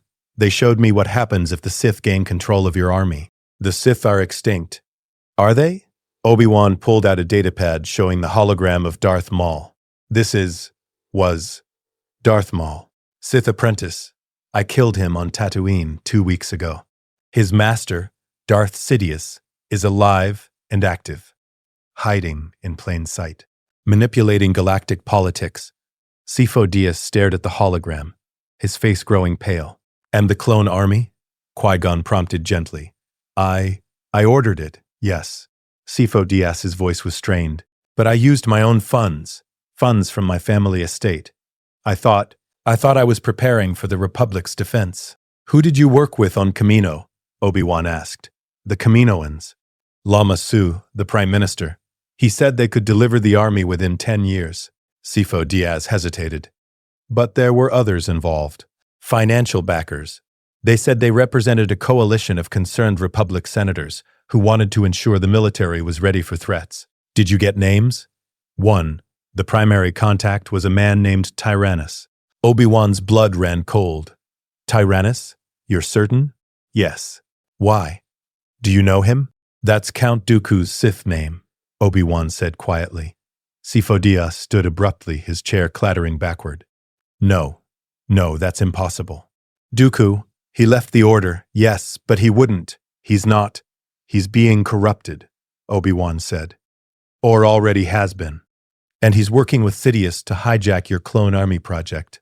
He met Sifo Dyas's eyes. That's why they tried to kill you, Master. They need your credentials, your authorization, but they don't need you. Dead, you can't expose their plans. Sifo Dyas sank back down, his face ashen. What have I done? You tried to protect the Republic, Qui-Gon said gently. Your intentions were noble, but the road to darkness is paved with good intentions. We need to stop this, Sifo Dyas said urgently. We need to go to the council, expose the plot, shut down the clone project. Not yet, Obi-Wan interrupted. If we move too fast, Sidious will disappear into the shadows and we'll never find him. We need proof, hard evidence. And we need to turn Dooku back to the light before he's lost forever. Dooku, Sifo Dyas's voice was pained. He was my friend. We trained together. I can't believe he'd fall so far. He hasn't fallen completely, Obi-Wan said. Not yet. There's still time to save him. But we have to move carefully. Where is Dooku now? Qui-Gon asked. Obi-Wan closed his eyes, reaching out through the Force. He felt the familiar presence, powerful, conflicted, teetering on the edge of an abyss. Sereno, his family's estate, he's waiting for something. A decision. Then that's where we go, Qui-Gon said. Sifo Dyas stood. I'm coming with you. Master, you should return to Coruscant. Let the council know what... Dooku is my friend, Sifo Dyas said firmly. If there's any chance of bringing him back, I need to be there. He might listen to me. Obi-Wan studied the older Jedi, seeing the determination in his eyes. Finally, he nodded. Very well. But we do this my way. Carefully. Strategically. Agreed. Qui-Gon plotted a course for Sereno. This is either going to save the Republic, he muttered, or get us all killed. Hopefully the former, Obi-Wan said. But I'll settle for both of us walking away alive. Sereno, Count Dooku's estate was magnificent, rolling hills covered in vineyards. Ancient stone architecture that spoke of centuries of noble lineage. Elegant spires reaching toward a sky painted in shades of orange and purple by the setting sun. It was beautiful, peaceful, and it was a prison. Dooku stood on the balcony of his study, hands clasped behind his back, staring out at the sunset. His hair had gone silver at the temples. His face carried lines of weariness and disillusionment. He'd left the Jedi Order 3 months ago. Not in anger. He'd been too tired for anger. Just left. Walked away from centuries of tradition, from the Council's blind adherence to a code that seemed increasingly irrelevant, from the Republic's corruption that the Jedi refused to acknowledge. He'd come home. To Sereno. To his inheritance. And to the whispers of a man who promised power to change the galaxy. Darth Sidious. The name still felt strange on his tongue. But the Sith Lord's arguments had been compelling. The Republic was dying. The Jedi were complicit in its decay. Only through strength, through controlled conflict, could the galaxy be reborn. Dooku had resisted at first, but Sidious was patient, persuasive, and worst of all, right about so much. Now Dooku stood on the precipice of a choice. Sidious had offered him an apprenticeship, power, the ability to reshape the galaxy according to his vision of justice. All he had to do was embrace the dark side. Behind him, the study door chimed. His protocol droid's voice echoed through the intercom. Master, you have visitors. 3 Jedi. They say it's urgent. Dooku closed his eyes. He knew who it would be before the droid named them. Show them in. The door opened. Qui-Gon Jinn entered first, Dooku's former Padawan, the closest thing he had to a son. Behind him came Sifo Dyas, old friend and fellow visionary. And finally, a young Padawan Dooku didn't recognize, except there was something familiar about his eyes. Obi-Wan Kenobi. Dooku Qui-Gon. Dooku's voice was calm, controlled. Sifo Dyas. To what do I owe this unexpected visit? We need to talk, Sifo Dyas said. About Tyrannus, about the clone army, about the choice you're about to make. Dooku's expression didn't change, but something flickered in his eyes. I don't know what you're talking about. Yes, you do. Obi-Wan said quietly. He stepped forward, and Dooku felt the Force ripple around the young Padawan, power far beyond what his rank should hold. You know exactly what we're talking about, because Darth Sidious has been whispering in your ear for months, telling you the Jedi are blind, that the Republic is corrupt, that only through his guidance can you fix what's broken. Dooku's hand moved to his lightsaber. Who are you? Someone who's walked the path you're about to take, Obi-Wan said. And I'm here to tell you it ends in ashes. The dialogue duel. You're very certain of yourself for a Padawan, Dooku said coldly. I'm certain because I've seen where this leads. Obi-Wan gestured to the window. This beautiful estate, your noble intentions, your desire to fix the galaxy, all of it will burn, and you'll become the monster who lights the match. Bold words, but empty. Are they? Obi-Wan's voice hardened. Tell me, Count, has Sidious told you about the clone army's true purpose? About the inhibitor chips that will be implanted in every soldier's brain? About Order 66? Dooku went very still. He hasn't, has he? Obi-Wan continued. Because you're not his partner, Dooku. You're his tool. He's using you to build an army that will exterminate the Jedi, including Qui-Gon, including Sifo Dyas, including every person you've ever cared about. That's not Sidious promised me we would reform the Republic, not destroy it. And you believed him? Obi-Wan's laugh was bitter. The Sith lie, Count. It's what they do. They promise power and deliver slavery. They promise justice and deliver tyranny. How would you know? You're a child. I know, Obi-Wan said quietly, because I've watched it happen. I've watched the Sith's plan unfold. I've seen what you become. He stepped closer, and his next words were barely a whisper. I've watched you murder Qui-Gon. Qui-Gon inhaled sharply. Dooku's face went white. That's not possible, Dooku breathed. In another timeline, another life, you fall completely to the dark side. You become Darth Tyrannus, Sidious's apprentice. You orchestrate a war that tears the galaxy apart. And when Qui-Gon tries to stop you, when he stands between you and your twisted vision of justice, you cut him down without hesitation. No, Dooku whispered. I would never. But you would. Obi-Wan's voice cracked. Because the dark side doesn't make you stronger, Dooku. It makes you less. Less human. Less caring. Less you. It takes everything noble about your intentions and twists it into something grotesque. Tears ran down Dooku's face. I just wanted to fix things. The corruption. The injustice. I know, Obi-Wan said gently, and you're not wrong about the problems. The Republic is corrupt. The Jedi have become complacent. But joining the Sith isn't the answer. It never was. Qui-Gon stepped forward, placing a hand on Dooku's shoulder. Master, please, come back to us.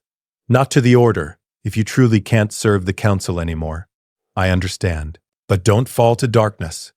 Don't become what you hate. Dooku looked at his former Padawan. I'm so tired, Qui-Gon. Tired of watching the galaxy suffer while we meditate and debate. Then fight, Sifo-Dyas said. Fight the right way. With us, we can expose Sidious, stop the clone conspiracy, reform the Order from within, or build something new outside it. But we can't do it without you. Sidious is powerful, Dooku said. If I betray him, he'll try to kill you, Obi-Wan agreed. But you won't be alone. You'll have us. And more importantly, you'll have your soul intact. Dooku was silent for a long moment. Then he reached into his robes and pulled out a data cylinder. This, he said quietly, contains everything. The payment schedules to Kamino, the inhibitor chip specifications, communication logs with Sidious, though he's always masked, always careful. He held it out to Obi-Wan. I started keeping records. Part of me knew this was wrong. I just didn't want to admit it. Obi-Wan took the cylinder carefully. This is everything we need?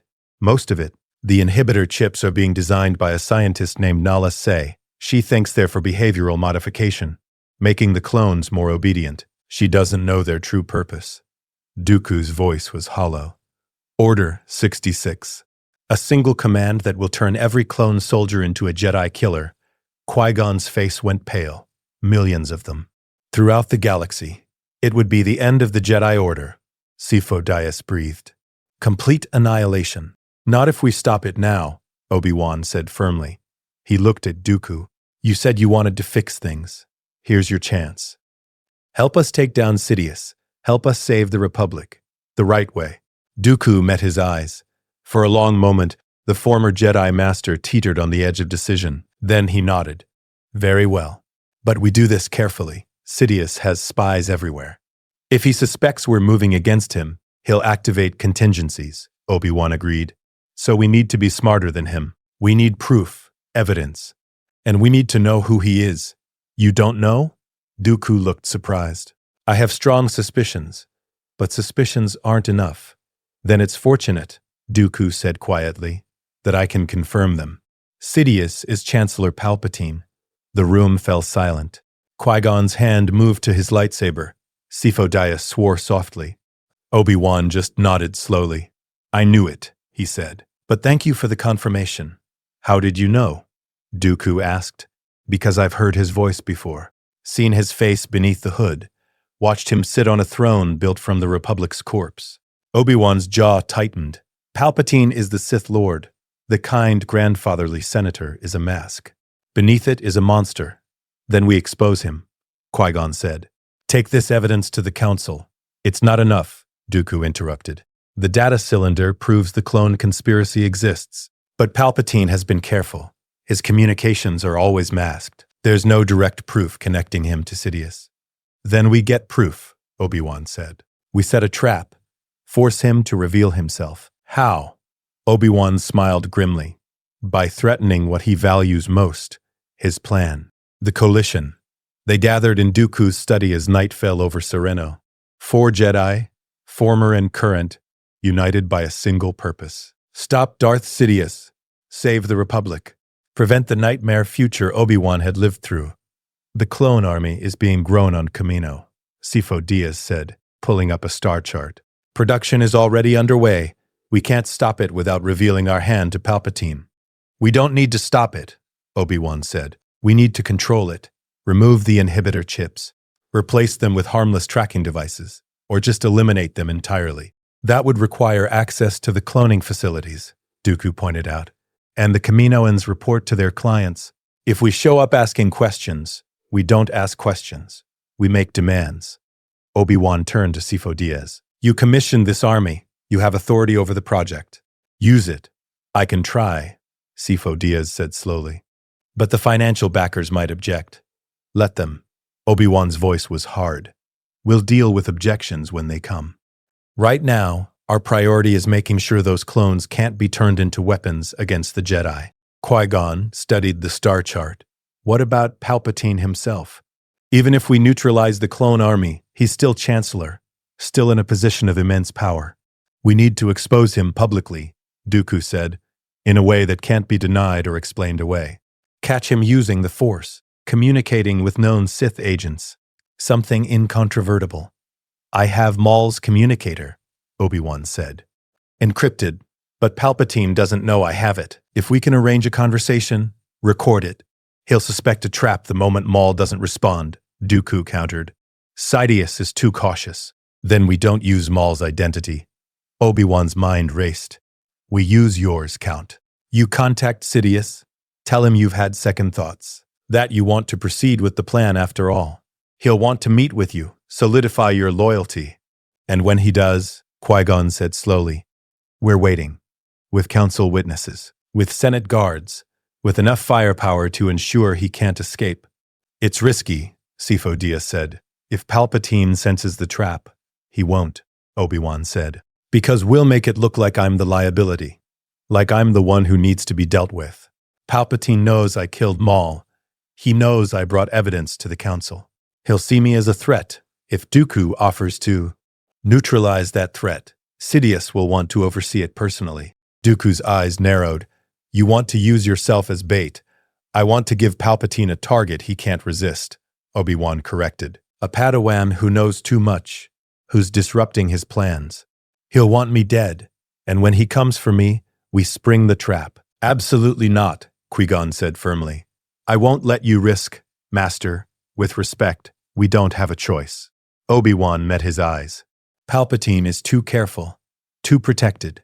The only way to draw him out is to threaten his plan so directly that he has to act personally. And I'm the perfect threat. The room fell silent. Finally, Dooku spoke. When do we do this? Soon, Obi-Wan said, before Palpatine realizes how much we know. Before he can activate contingencies. He looked at each of them in turn. Are you with me? Qui-Gon's jaw tightened. Then he nodded. Always, my Padawan. Sifo Dyas bowed his head. The Force wills it. Dooku was last. He studied Obi-Wan with sharp eyes. You're not really a Padawan, are you? Not in any meaningful sense. No, Obi-Wan admitted. I'm not. What are you, then? A second chance, Obi-Wan said quietly. For all of us. Dooku smiled slightly. Then let's not waste it. Camino. The rain never stopped on Camino. It hammered against the cloning facility's transparasteel windows, a constant drumbeat that underscored every conversation, every decision. Sifo Dyas stood in Lama Su's office, flanked by Qui-Gon and Obi-Wan. The Kaminoan Prime Minister regarded them with large dark eyes, his expression politely curious. Master Jedi, Lama Su said in his precise clipped accent, to what do we owe this unexpected inspection? I'm reviewing the project parameters, Sifo Dyas said, specifically the behavioral modification chips. Ah, yes, a necessary component. As we discussed, the chips will ensure complete obedience to Republic command structure, essential for military efficiency. I want them removed. Lama Su blinked slowly. Removed? But Master Jedi, that was one of your specifications. My specifications have changed, Sifo Dyas said firmly. The clones will be trained to follow orders through discipline and loyalty, not through technological compulsion. The chips are to be removed from all current units and excluded from future production. That will significantly delay the project and increase costs. The financial backers will be compensated, Dooku said, stepping forward. He produced a credit chip. This should cover any delays or additional expenses. Lama Su took the chip, examining it. His eyes widened slightly at the amount. This is generous, but I must consult with the other financial sponsors before making such a significant change. There's nothing to consult, Obi-Wan said quietly. His hand moved in a subtle gesture. The Force rippled through the room. You will remove the inhibitor chips from all clones. You will not contact the financial backers about this change. You will proceed with modifications immediately. Lama Su's expression went blank. I will remove the inhibitor chips from all clones. I will not contact the financial backers. I will proceed immediately. Qui-Gon shot Obi-Wan a concerned look. That was a very aggressive mind trick. Necessary, Obi-Wan replied. We can't risk word getting back to Sidious until we're ready. They watched through the observation window as Kaminoan technicians began extracting chips from the first batch of clones. Small devices no larger than a fingernail, each one containing the programming that would have turned loyal soldiers into Jedi killers. Order 66, neutralized before it could ever be activated. One crisis averted, Sifo Dyas said quietly. 1,000 more to prevent. We're getting there, Obi-Wan assured him, one step at a time. His comlink chirped. Dooku's voice came through. It's done. I've made contact with Sidious. He wants to meet. Tomorrow night. The works, industrial sector, and he's interested in your permanent removal from the equation, Kenobi. Obi-Wan's hand tightened on the comlink. Good. Then we have him. Or he has us, Dooku said grimly. Be careful, young one. Sidious didn't become the most powerful Sith Lord in a millennium by being predictable. Neither did I, Obi-Wan replied. See you tomorrow night, Count. He closed the channel and looked out at the rain-lashed ocean beyond the facility. Lightning flashed across the sky, illuminating massive waves. Tomorrow night, the endgame would begin. And Obi-Wan Kenobi, armed with the memories of a lifetime that hadn't happened yet, would finally confront the monster who'd destroyed everything he loved. This time, he promised himself, it ends differently. Coruscant, the Jedi Temple. That evening, Obi-Wan returned to his quarters to find Anakin waiting outside his door. The boy looked up with worried eyes. Obi-Wan, where have you been? Master Yoda said you went on an important mission, but he wouldn't tell me anything, and I've been worried, An. Breathe, Anakin, Obi-Wan said gently, placing a hand on the boy's shoulder. I'm fine. The mission was successful. What was it? Where did you go? Can I come next time? Despite the weight of what was coming, Obi-Wan smiled. So many questions. Come inside. I'll tell you what I can. They entered his quarters. Anakin bounced onto a cushion while Obi-Wan prepared tea, a habit from his old life that felt comforting now. I went to rescue a Jedi Master who was in danger, Obi-Wan said, handing Anakin a cup, and to stop a plot that would have hurt a lot of people. Did you fight bad guys? Not with lightsabers. This time the fight was with words, convincing someone to make the right choice instead of the wrong one. Anakin sipped his tea thoughtfully. Master Qui-Gon says you're different from other Padawans. That you're special. I'm not special, Ani. I've just been given a unique opportunity. Because of the Force? Yes. Obi-Wan sat across from him. The Force sometimes shows us things. Possible futures. Paths we might take. And it's given me the chance to steer us all toward a better path. Like freeing me and Mom? Exactly like that. Obi-Wan's throat tightened. You should be with your mother, Anakin. No child should be separated from the people they love. The Council said I'm too old to train. That I have too many attachments. Anakin's voice was small. But you said I could still be a Jedi. And you will be. I promise you that. Obi-Wan leaned forward. The Council is reconsidering some of their old rules, especially about attachment. They're beginning to understand that love isn't the enemy, fear of loss is. And if we teach you to love without fear, to cherish people without clinging to them, you'll be one of the greatest Jedi who ever lived. Anakin's eyes shone. Really? Really. The boy was quiet for a moment. Then, Obi-Wan? Are you going to be okay? You look worried. Obi-Wan smiled sadly. I have something difficult to do tomorrow. Something dangerous. But I'll be fine. Promise? I promise, Anakin. It was a promise he intended to keep. The works. The industrial sector of Coruscant was a graveyard of rust and shadow. Ancient factories loomed like metal corpses, their gantries skeletal against the perpetual smog. Conveyor belts sat frozen mid-operation, covered in decades of grime. Somewhere in the distance, a cooling tower vented steam with a sound like breathing.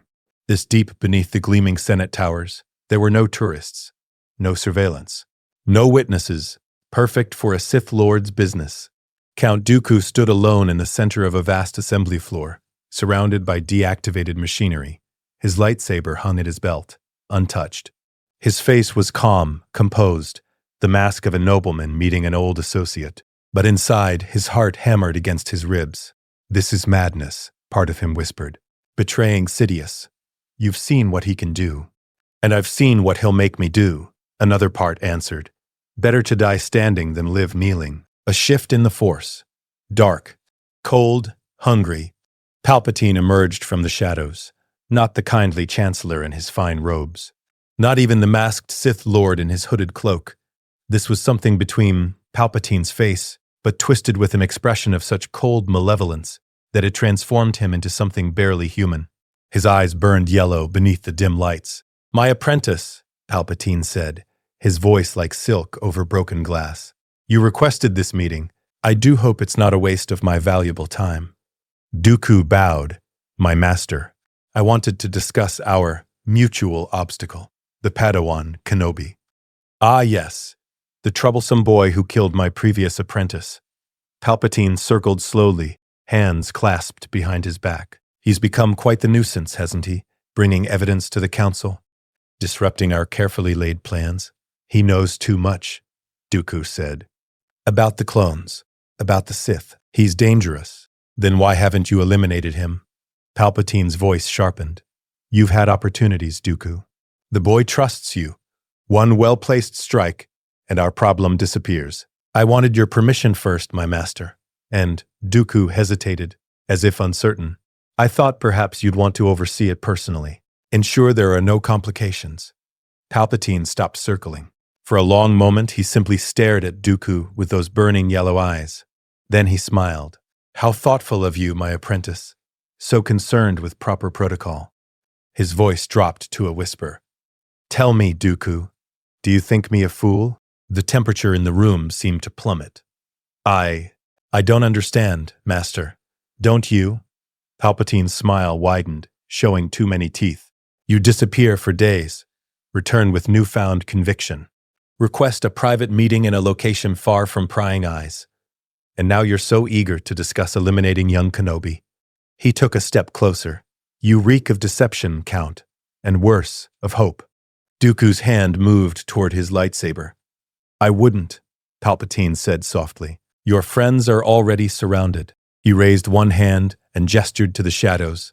Red eyes ignited in the darkness. Battle droids, hundreds of them, emerging from alcoves and behind machinery, their weapons trained on the hidden positions where Obi-Wan, Qui-Gon, Mace Windu, and the others waited. "Did you truly think," Palpatine continued, his voice dripping with contempt, "that I would walk into an obvious trap without preparation? I am Darth Sidious, Lord of the Sith. I have orchestrated the fall of governments and the rise of empires, and you thought you could deceive me with such a transparent ploy." In the shadows, Obi-Wan's hand tightened on his lightsaber. He knew and came anyway.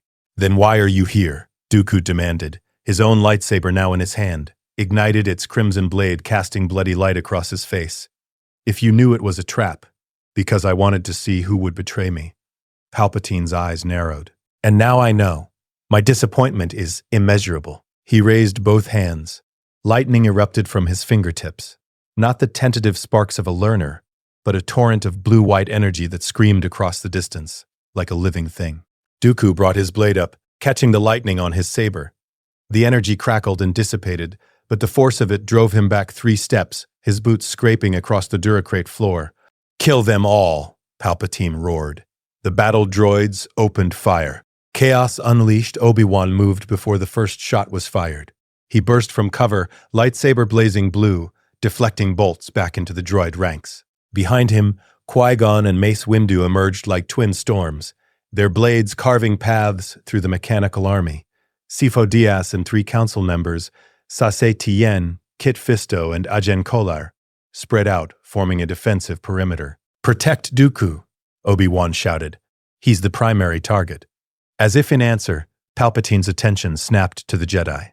His eyes blazed with unholy fury. And then he moved. Not with the shuffling gait of an old politician. Not with the measured steps of a dignified chancellor. Palpatine became a blur of motion, crossing 30 meters in a heartbeat, his hands blurring through gestures as 2 lightsabers flew from his sleeves and ignited mid-arc. Red light, twin blades spinning in perfect synchronization. The sheaves spin.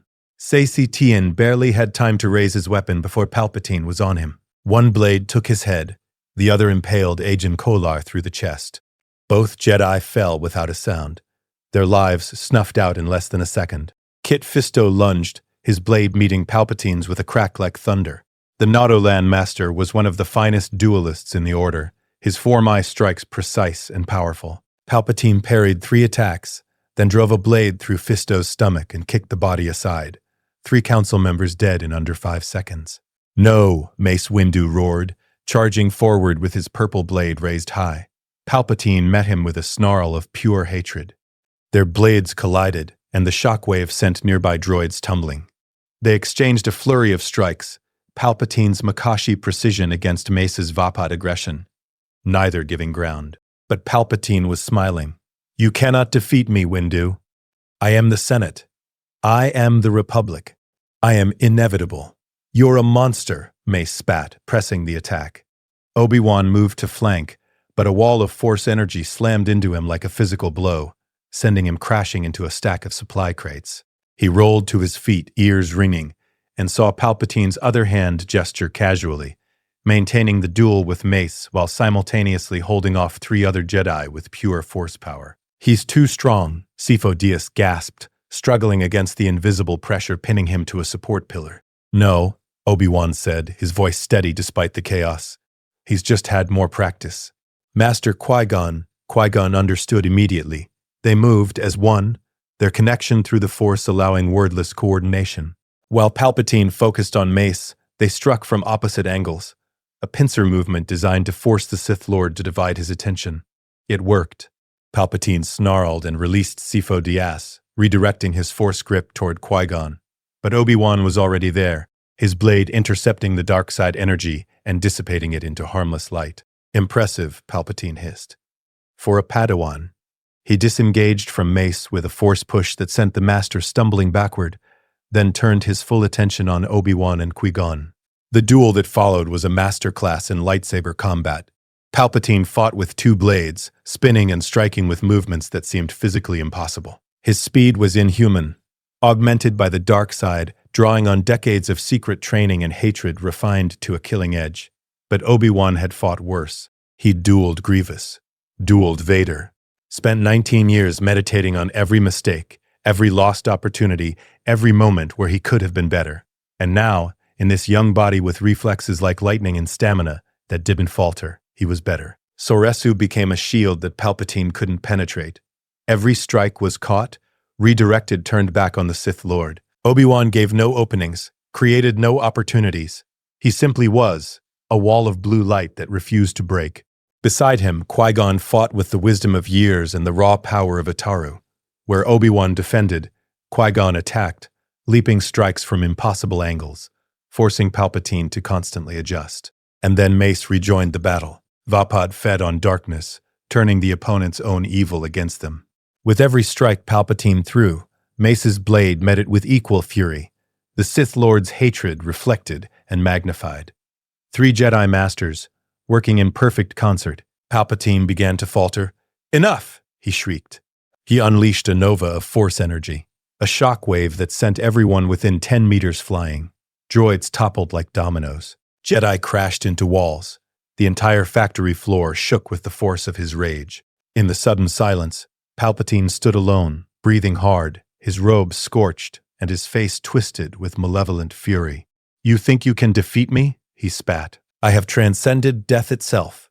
I have mastered powers you cannot imagine. I am the dark side." Dooku stepped into view, his lightsaber still ignited. "No," the Count said quietly. "You're just a man. A frightened, angry old man who's terrified of his own mortality." Palpatine's eyes locked onto Dooku. "Traitor. No. Redeemed." Dooku raised his blade. "You promised me power, justice, a galaxy remade in the image of order. But all you offered was slavery dressed in rhetoric. Then you will die with the rest of these fools." Palpatine raised both hands. Lightning exploded from his fingertips. Not the focused bolts he'd used before, but a storm of energy that crackled across the entire factory floor. Blue-white electricity danced from wall to wall, igniting machinery, melting droids, turning the air itself into a furnace of pure destructive power. And all of it converged on Count Dooku. The turning point, Dooku screamed. The lightning tore through him, every nerve igniting in agony. His lightsaber fell from spasming fingers, his body convulsed, muscles locking, skin beginning to char. Obi-Wan threw himself between them. His lightsaber came up in a perfect Soresu defensive position, the blade angled precisely to catch the lightning at its optimal deflection point. The energy struck the blue blade and scattered, dissipating into harmless light and heat. But the force of it was immense. Obi-Wan's arms trembled. His feet skidded backward across the floor. Sweat poured down his face as he held the position, every muscle in his young body straining. "I've done this before," he told himself. "On Geonosis. Against Dooku himself. I can do it again." Behind him, Qui-Gon grabbed Dooku and pulled him clear, dragging the Count behind a support pillar.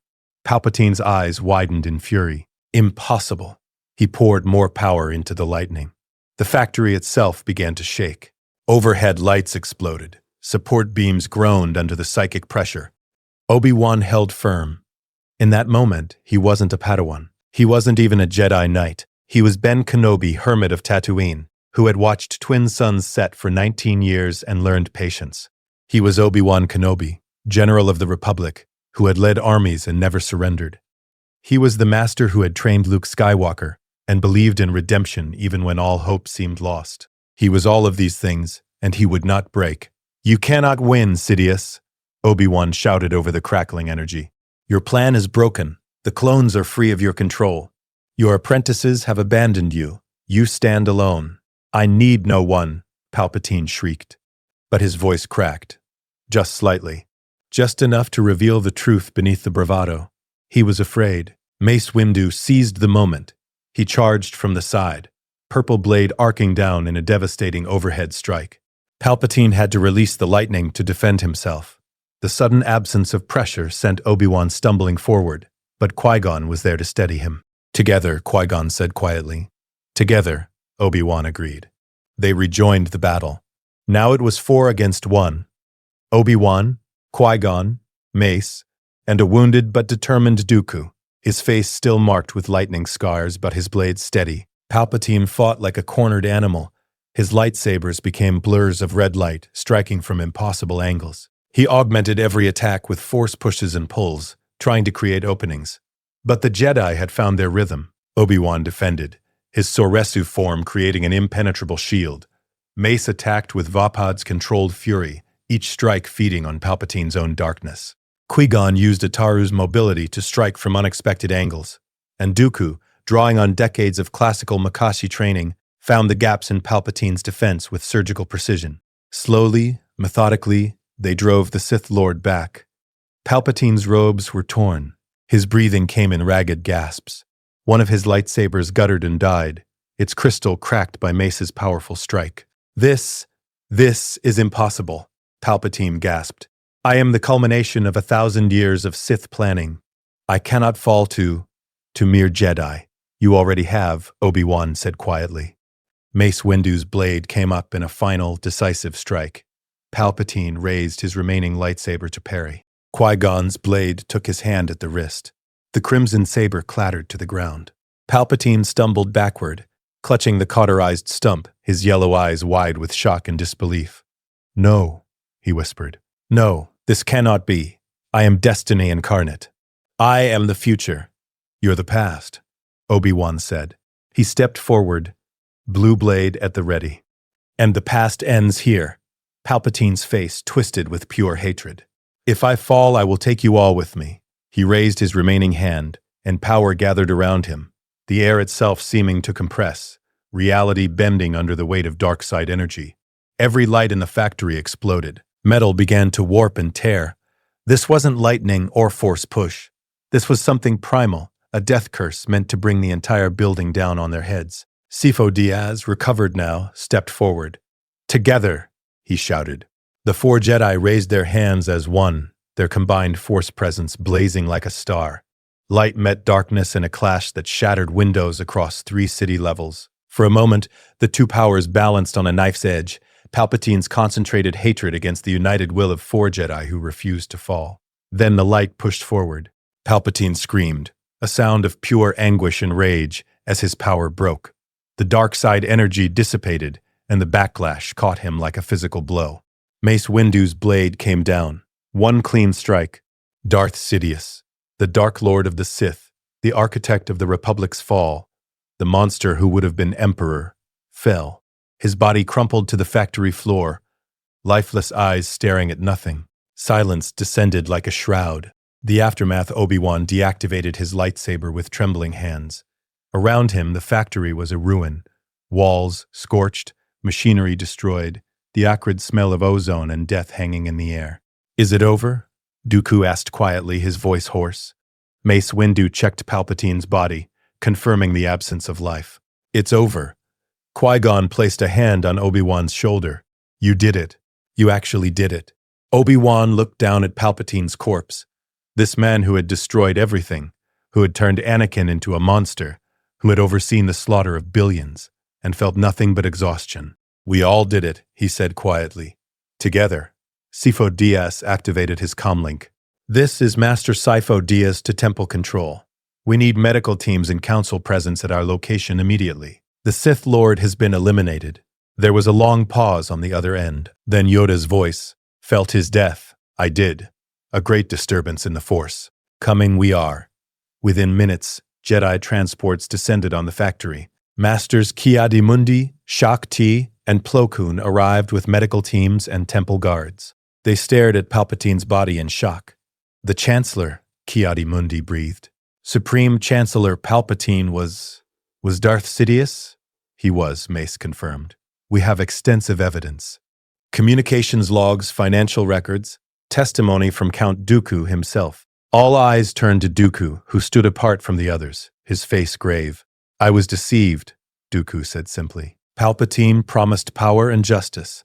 Instead, he offered slavery. These Jedi," he gestured to Obi-Wan, Qui-Gon, and the others, "showed me the truth before I fell completely. They saved me, and you helped us stop him," Obi-Wan said. "That takes courage, Count." Yoda arrived last, his hover chair settling to the ground. The ancient Jedi Master approached Palpatine's body, his expression sorrowful. "Blind we were," he said softly. "Right under our noses, the Dark Lord was. Failed we did, to see. But we stopped him," Qui-Gon said, "before he could execute his plan, before the Republic could fall." "Yes, stopped him, you did." Yoda turned to Obi-Wan. "Much to answer for you have, young Kenobi. Many questions I have, and I'll answer them, Master." Obi-Wan said, "All of them. I promise." "Good. For now, though," Yoda looked around at the destruction. "Clean this up, we must. And the Senate, inform them, we shall. Dark times ahead, there may be. But darker times we have prevented." The Senate. 3 days later, the Senate chamber was in chaos. News of Chancellor Palpatine's secret identity had spread like wildfire. Some senators refused to believe it. Others demanded investigations. A few, those who'd been closest to Palpatine, quietly tried to distance themselves from his administration.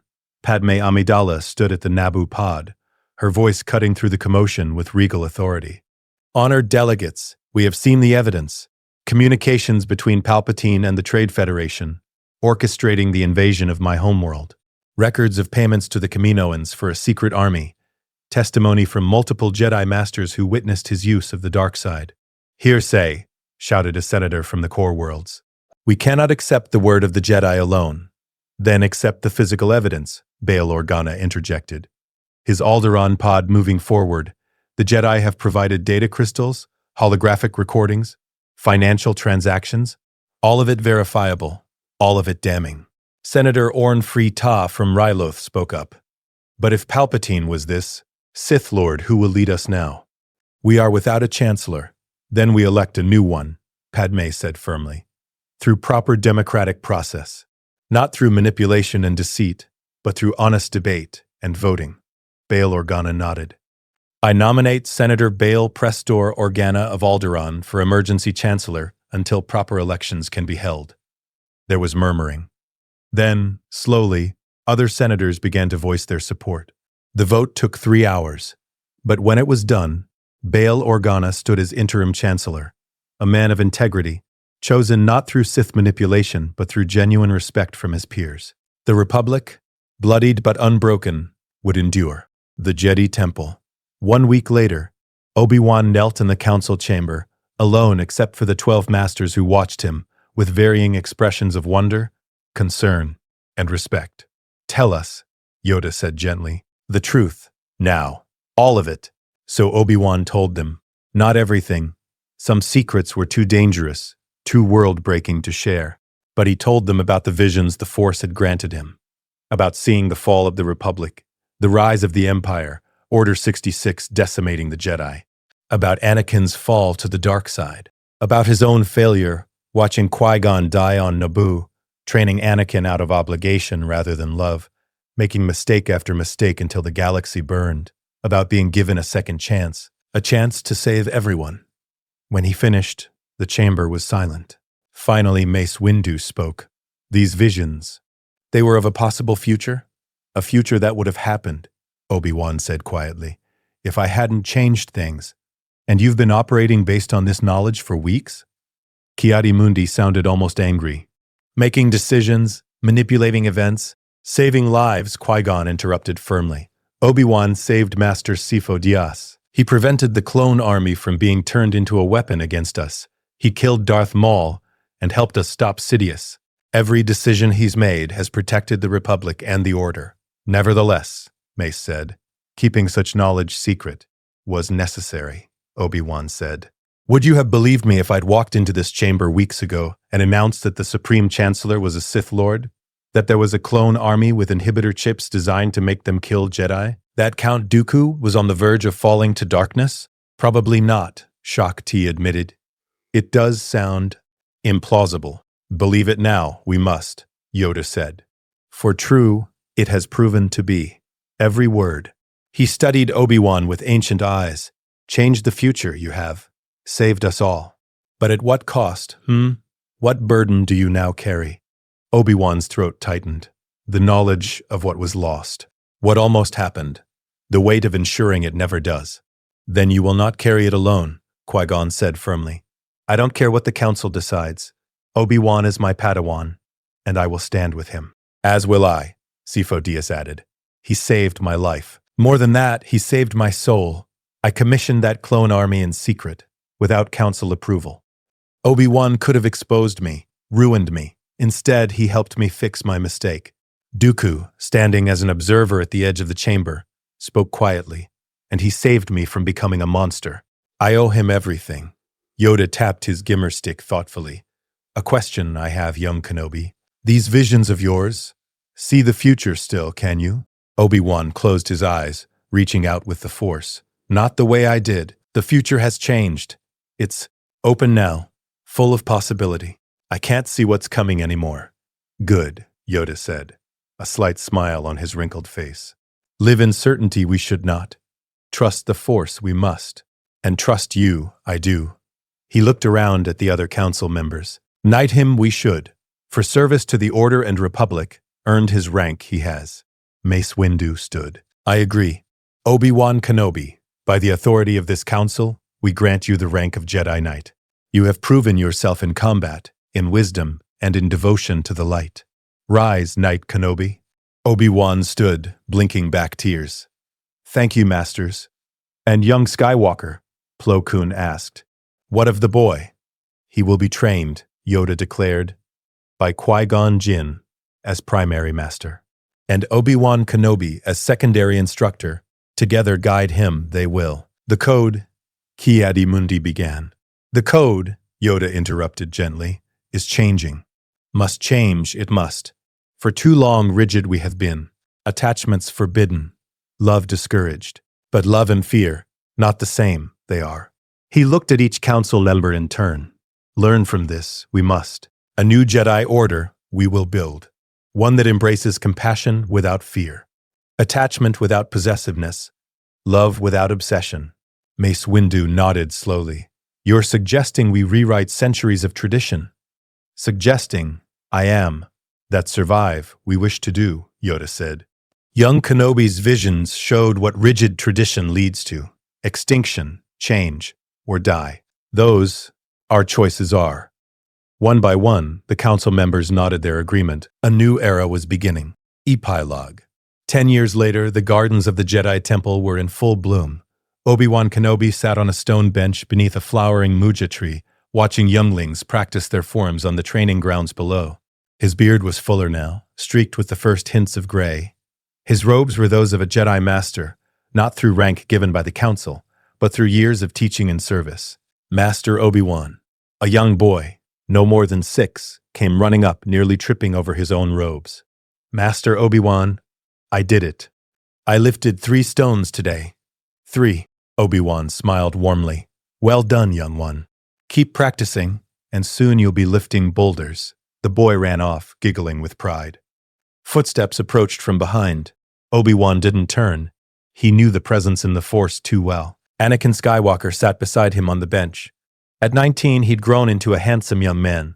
Tall, confident, his mechanical right hand, lost in a training accident, not in darkness, hidden beneath a glove. His Padawan braid was gone, replaced by a simple knight's tail. Spying on the younglings again? Anakin teased. Observing, Obi-Wan corrected. There's a difference. Sure there is. Anakin stretched his legs out. Padme says hello, by the way. She wanted to know if you're still coming to dinner tonight. Obi-Wan raised an eyebrow. I wouldn't miss it. How is married life treating you? Wonderfully. Anakin's smile was radiant. I still can't believe the Council actually allowed it. Marriage. Family. Things I never thought I'd have. The order is changing, Obi-Wan said. Slowly. But it's changing. It was true. In the 10 years since Palpatine's fall, the Jedi had undergone radical reforms. Attachments were no longer forbidden, merely guided. Jedi could marry, have families, maintain connections to their birth parents. The age requirement for training had been relaxed. The Council had become more diverse, including members like Dooku, who'd returned to the Order after his redemption, and younger voices like Anakin. Mom's coming to dinner too, Anakin added. She said she's bringing that dessert you like. Obi-Wan smiled. Shmi Skywalker had found a place on Coruscant, working with the Jedi's agricultural corps. She'd remarried, a kind man named Cliegg Lars, and seemed genuinely happy. More importantly, she was alive. Anakin had grown up knowing his mother's love, never experiencing the fear of loss that had poisoned him in the other timeline. Your master is joining us as well, Anakin continued. Qui-Gon says he has an announcement. As if summoned, Qui-Gon Jinn appeared on the path, his hair now completely gray but his step still strong. Behind him walked Yoda, his hover chair following sedately. Ah, there you are, Qui-Gon said. Perfect timing. The council just concluded. And? Obi-Wan asked, though he suspected he knew the answer. Yoda's ears lifted in amusement. Stubborn that one is. Refused the position of Grandmaster 3 times now, he has. Qui-Gon shook his head. I'm not meant to lead the council, Master Yoda. I'm a teacher. A guide. Let someone else handle the politics. Someone will, Yoda said, his eyes twinkling. But first rest, I must. Centuries old I am. Time to step down it is. You're retiring? Anakin asked, shocked. Not retiring. Advising, teaching, but leading. Yoda shook his head. For younger minds, that task is Mace Windu, perhaps, or Plo Koon. They have the wisdom and the strength. And what will you do? Obi-Wan asked gently. Study the Force, explore its mysteries. Perhaps Yoda's expression grew distant. Perhaps learn to preserve consciousness after death. Become one with the Force, yet retain identity. Heard whispers of this, I have, from Qui-Gon's old master. Qui-Gon's eyes widened. Dooku mentioned hearing Master Jinn, my own master, speaking through the Force. You think it's possible? Worth investigating, it is. They sat in comfortable silence for a moment, watching the younglings practice. Finally, Obi-Wan spoke. I had a dream last night. All eyes turned to him. Not a vision, he clarified. Just a dream. I was old again, on Tatooine, watching twin suns set over the dune sea, and I felt at peace, content. Sounds like a good dream, Anakin said. It was. Obi-Wan smiled. Because I knew I'd earned that peace, that I'd done everything I could to protect the people I loved. He looked at Anakin. That I'd saved you. Anakin's expression grew solemn. You've told me bits and pieces over the years, about the visions you had, about what I almost became. You want to know more? No. Anakin shook his head. That future didn't happen. You made sure of it, and I'm grateful every day for the life you gave me. A mother who's alive, a wife who I can love openly, a place in the order that doesn't demand I give up everything I care about. He placed a hand on Obi-Wan's shoulder. Thank you, Master, for everything. Obi-Wan felt his throat tighten. You were always worth saving, Anakin. In every timeline, every possibility. You were always worth it. Qui-Gon cleared his throat, suspiciously bright-eyed. Well then, I believe we have a dinner to attend. Shall we? They rose and began walking back toward the temple proper. As they passed through the gardens, Obi-Wan looked up at the 5 spires reaching toward the sky, no longer monuments to a dying order, but symbols of hope renewed. He thought of all the lives that had been saved. Qui-Gon, alive and strong. Anakin, whole and happy. Padme, married to the man she loved without fear or secrecy. The council members who died in Order 66, now teaching younglings and guiding the Republic. And the Republic itself, flawed, yes, but free. Not an empire built on fear and genocide, but a democracy learning from its mistakes. Obi-Wan Yoda said quietly, his voice pitched so only the 2 of them could hear. A question, I have? Never asked. I did. But curious, I am. Yes, Master, your future self, the one who lived through all that darkness. At peace, was he? When the end came, Obi-Wan thought back to that final moment aboard the Death Star, Vader's blade falling. The choice to let go, to become one with the Force. Yes, he said softly. He was at peace. Because he'd given Luke the tools to finish what he'd started, to bring Anakin back to the light, to end the Sith. And now that ending came sooner. Better, with less pain and death. Obi-Wan smiled. And I get to see the future I fought for. I get to watch Anakin grow old with Padme, see their children born. Train the next generation in a Jedi Order that learned from its mistakes. Rest you can, then? Not yet, Obi-Wan said. There's still work to do, students to teach, wisdom to share. But someday I'll sit on Tatooine and watch those twin suns set, and I'll know that I did everything I could, that I saved everyone who mattered. Good, Yoda said simply. Very good. They entered the temple together, master and student, old friends and new, all of them walking into a future that was bright and open and full of hope. Behind them, the sun set over Coruscant, painting the sky in shades of gold. And Obi-Wan Kenobi, who had died once and lived twice, smiled. He was home. 5 years later, final scene. Naboo's royal palace gardens were filled with laughter. Obi-Wan stood at the edge of the celebration, watching as children ran through the flowering hedges. 2 of them caught his attention. Twins, about 5 years old with their mother's eyes and their father's unruly hair. Luke and Leia Skywalker, born to a Jedi and a senator, raised in a galaxy at peace. They would never know the darkness of the Empire, never be separated, never have to fight their own father. They were just children. Happy, loved, free. Padme appeared beside him, radiant in a simple gown. Thank you for coming, Obi-Wan. It means so much to Anakin. I wouldn't miss Luke and Leia's birthday for anything, Obi-Wan said warmly. Anakin jogged over, slightly out of breath from chasing his children. At 24, he was in his prime, a Jedi Knight renowned for his skill and wisdom, a husband and father who'd found balance between duty and love. Can you believe they're 5 already? Anakin marveled. Seems like just yesterday they were born. Time moves quickly, Obi-Wan agreed. Luke's already showing Force sensitivity, Padme said proudly. And Leia, she's so determined. Reminds me of myself at that age. They'll be formidable Jedi someday, Anakin said. Then he paused, looking at Obi-Wan. If they choose that path, the Order doesn't require it anymore. No, Obi-Wan said. We don't, but something tells me they'll choose it anyway. The Force is strong in your family, Anakin. Across the garden, Qui-Gon sat with Shmi, both of them watching the children play.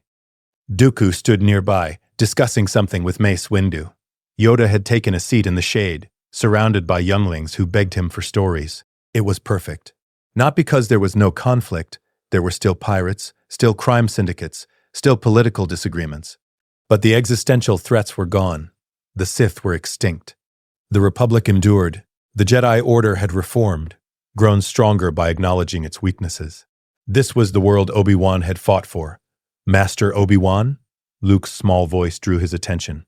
The boy stood at his knee, looking up with wide blue eyes. Will you teach me to be a Jedi? Daddy says you're the best teacher in the whole Order. Obi-Wan knelt, meeting the boy's eyes. In another life he would train this child in secret, on Tatooine, preparing him for a war against his own father. In another life, Luke Skywalker would become the hope of the galaxy. In this life, he was just a boy. And Obi-Wan couldn't be happier about that. When you're old enough, Obi-Wan said, gently I would be honored to teach you, young Luke. Luke beamed and ran off to tell his sister. Anakin placed a hand on Obi-Wan's shoulder. You did it, old friend. You saved us all. We saved each other, Obi-Wan corrected. That's what Jedi do. As the celebration continued around them, filled with laughter and light and love, Obi-Wan closed his eyes and reached out through the Force. He felt Qui-Gon's steady presence, Anakin's bright joy, the twins' nascent Force sensitivity, Yoda's ancient wisdom, Dooku's hard-won redemption, and beyond them billions of lives across the galaxy. Living, growing, free. The future was uncertain, as it should be, but it was bright. Obi-Wan Kenobi, who had been given a second chance by the Force itself, had used that chance well, and now, finally, he could rest. Not in death, not in solitude on a desert world, but here, surrounded by the family he'd saved and the future he'd built. This, he realized, was what balance truly meant. The Force had granted him peace, and he accepted it with gratitude. The end.